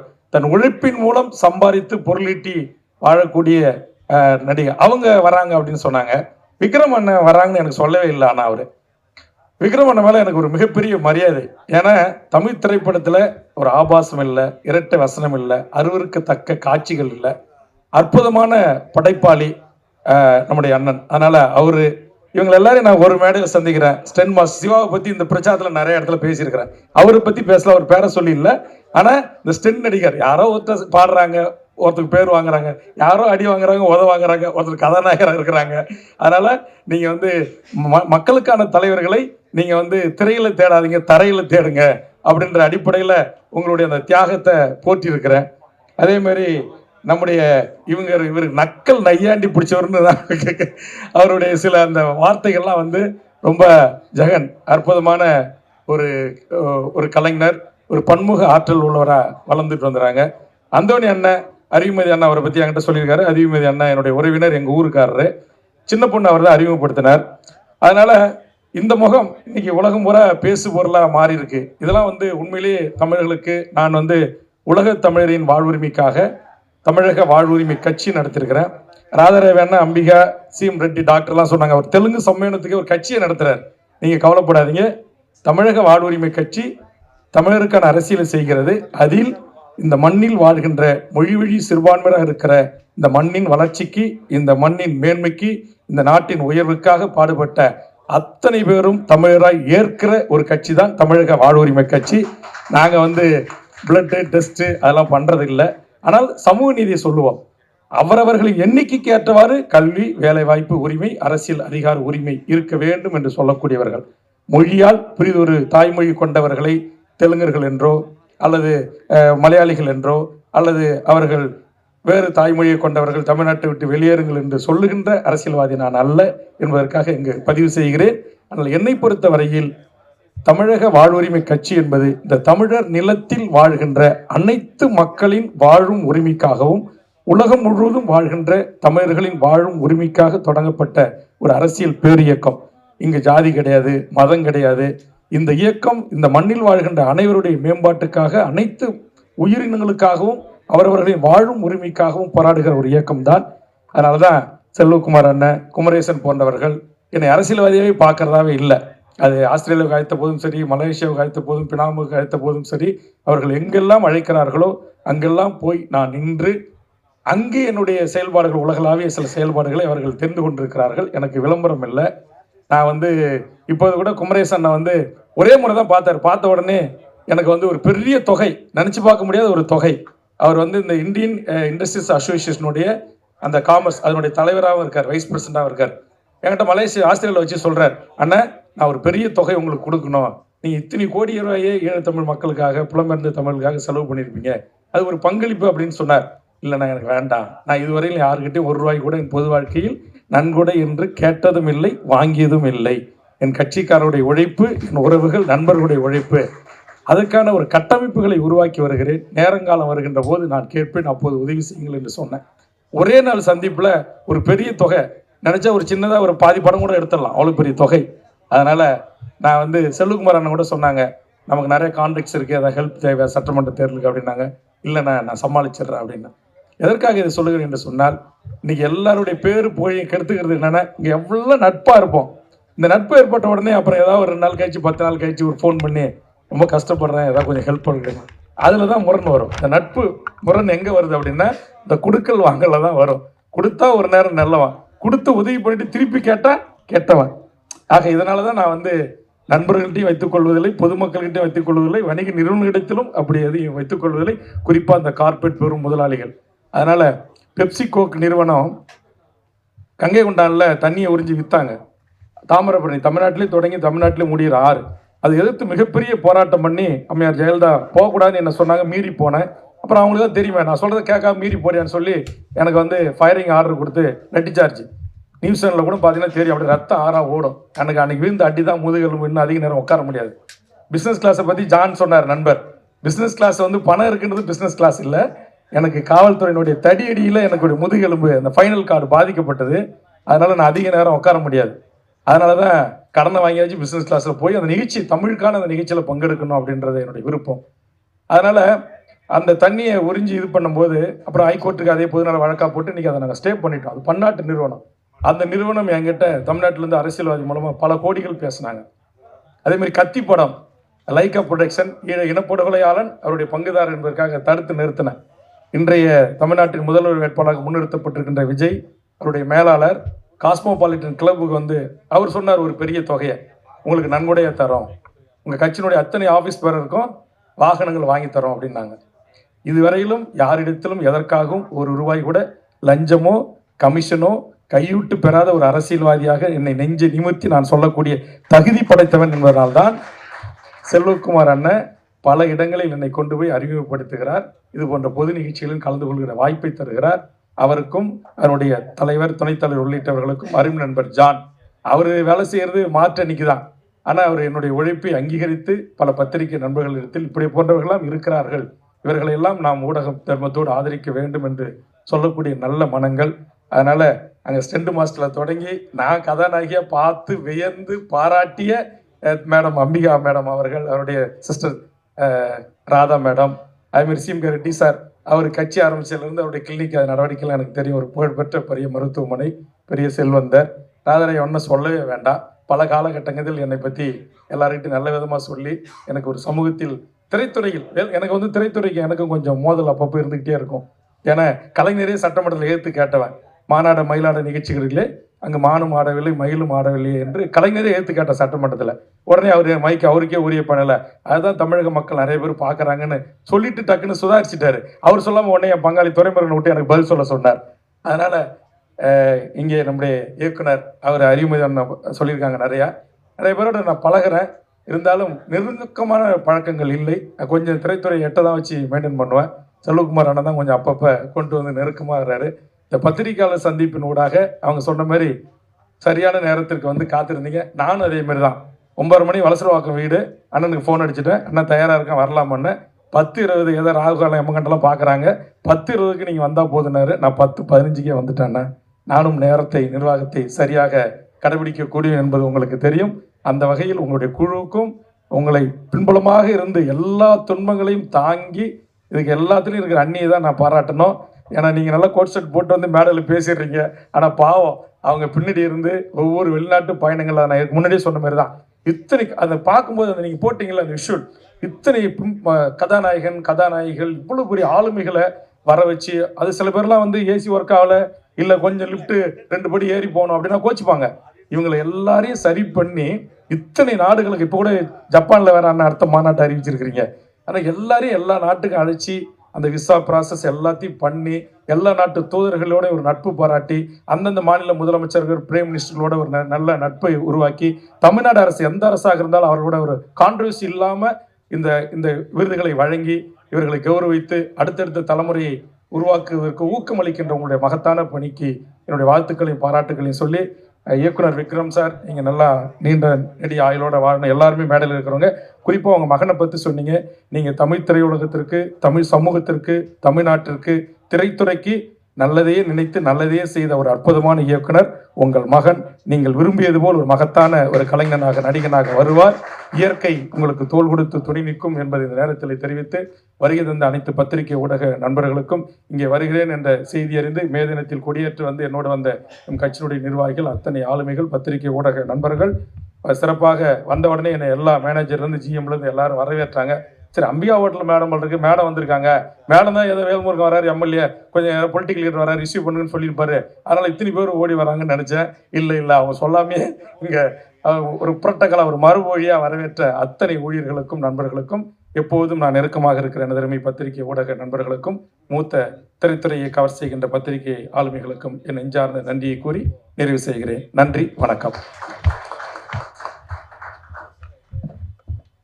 நன்றி. செல்வகுமார் அவர்களுக்கும் இந்த அம்பிகா என்ற பெயருக்கும் வந்து ஒரு பெரிய ராசி மாதிரி இருக்குது.